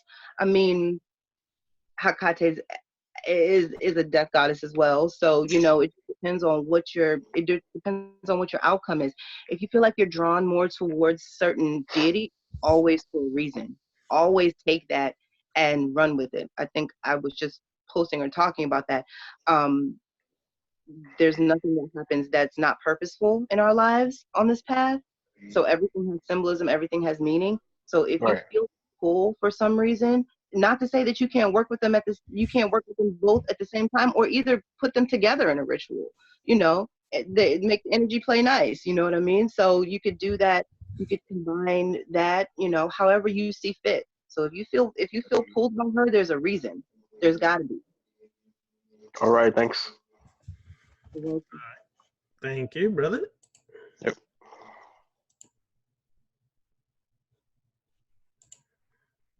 Mario. Peace, peace. What's up? Chilling. Any other questions, brother?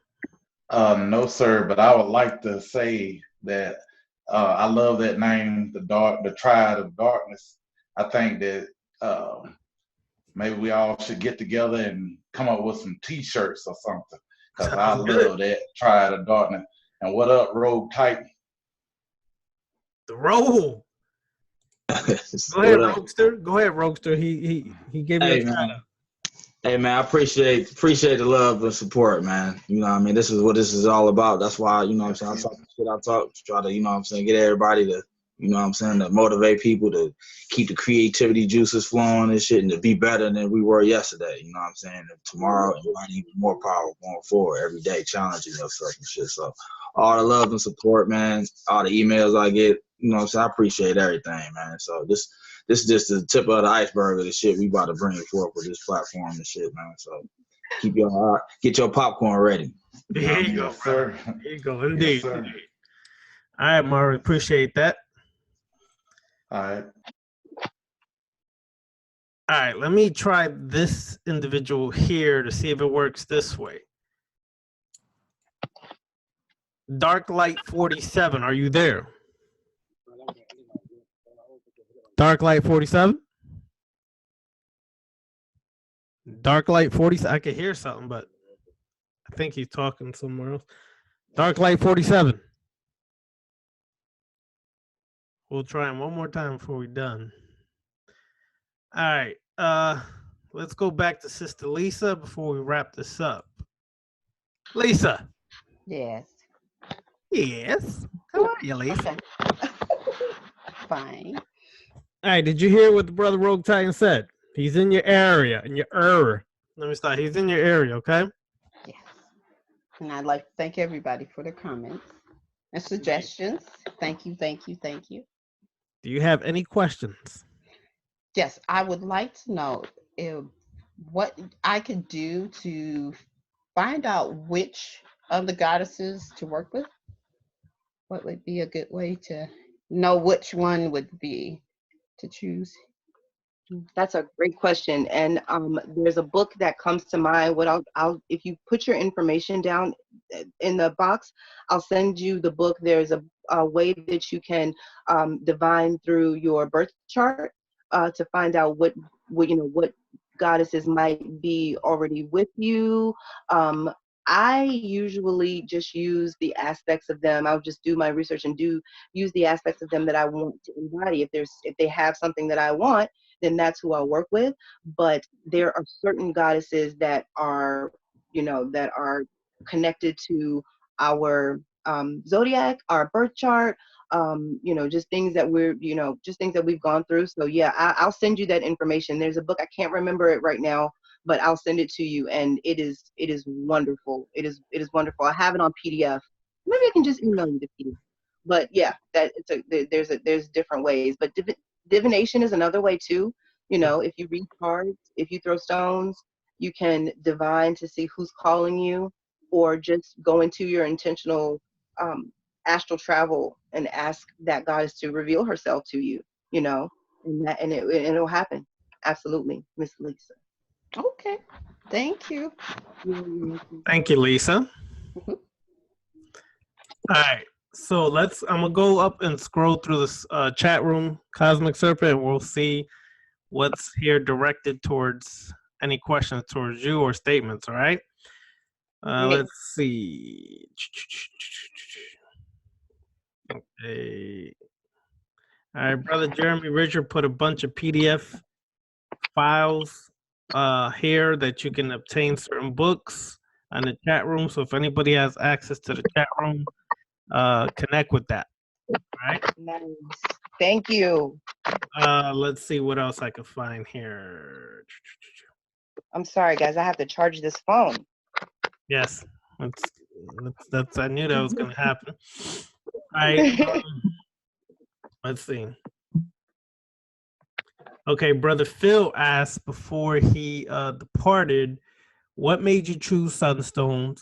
Was it from research or just a calling or a feeling or a combination of both?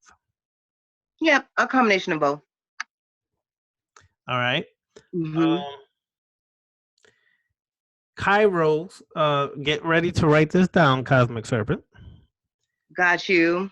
She goes by at Cosmic Goddess Sky with an I at the end of sky. So it's Cosmic Goddess, but then it's KYI.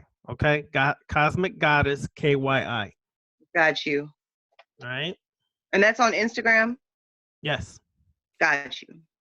All right. All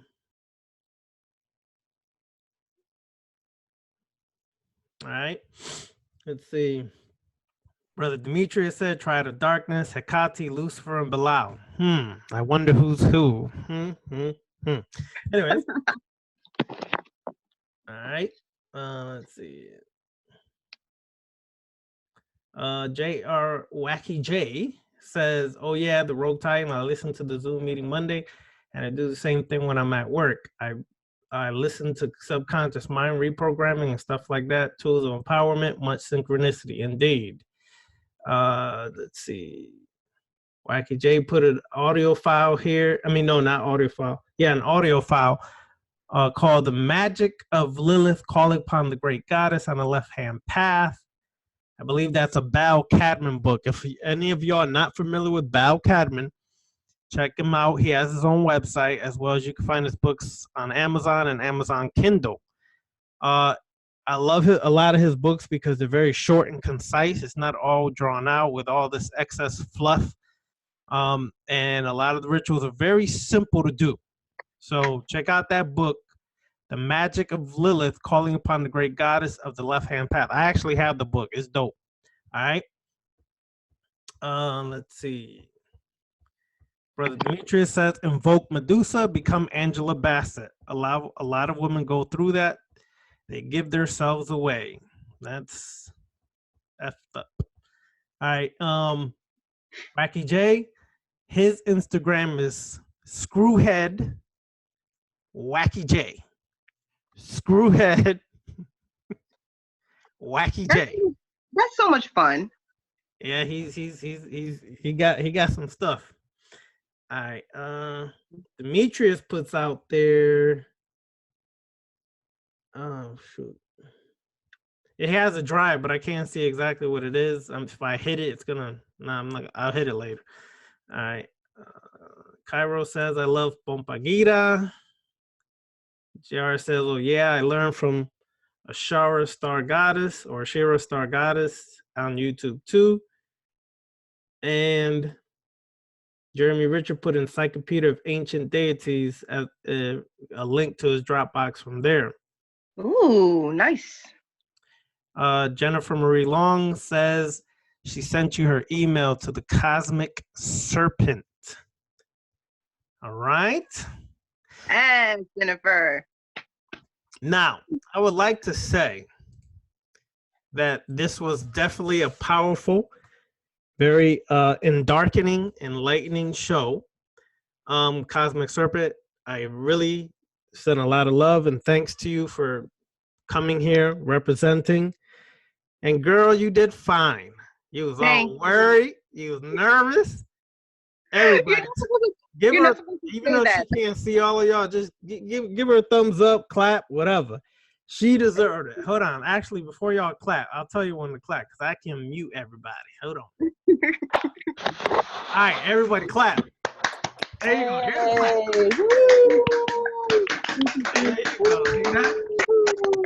See that? Good job. Awesome Thanks for the job. info, Awesome sis. job. All right, I'm gonna mute y'all now. He Calm wasn't down. supposed to. Thank you so much for that. I promise you, it's just wonderful to be recepted by people that actually are on the same wavelength as you and they understand what you're saying because I'm tired of writing and talking to people and them looking at me like I'm crazy. So, you guys understand what I'm saying. So thank you. I appreciate it. Indeed, indeed. I want to say that you are very profound. You have made an impact on everybody, including myself this evening. We definitely think that you have a voice that needs to be heard. It's time for you to represent and start your own page, young lady. Okay? Time to start your own page, young lady. But until then, it's all good. You can flow with us until you're ready to start your own page. No pressure, maybe a little pressure, but I know. go ahead. I'm listening. Oh no. I understand that. I already know what you were saying, but I am going to do it because, I really feel like that a channel that is run by a woman that talks about this would create a safe space for women to come and, build their, just by being supported by the information, So, I mean, when the sister said that, I was like, this has to be done. So, I think it's happening, but thank you so much for the opportunity. I really, really appreciate it. You're welcome. And listen, we need more support for this beautiful sister on the left-hand path. There's sisters out there, but they may be middle path, they may be right-hand path. That's all good. Everybody has a purpose, serves a purpose. But we don't have many sisters, especially melanated sisters on the left-hand path. So keep supporting the sister. Reach out to her on Instagram.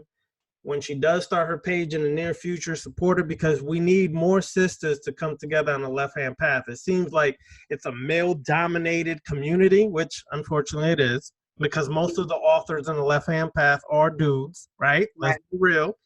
And I think it's far time and about time that we have sisters putting out information, videos, books, things of that nature, because all these dudes talk about left-hand path and they all give shout out to the demonic feminine, but how many of them put it on these females? Okay, think about it. I mean, go through and watch and look at these videos, and they're still predominantly nothing but dudes. You have Ye Quetting, nothing but a dude. Although he has Asenath Mason with him sometimes. Yeah. That's far and few in between. You have Michael W. Ford, his wife be there sometimes, but it's still mostly dominated by Michael W. Ford. You understand? I could go on and on. The only one who sometimes has his wife or his partner a lot on there with him is Thomas Leroy from the sect of the Horn God. He does put his wife on there quite often. Outside of that, it's very limited, y'all. So we do need this because it is like Sister Cosmic Serpent was saying, it's integration. Your demonic integration is internal and external.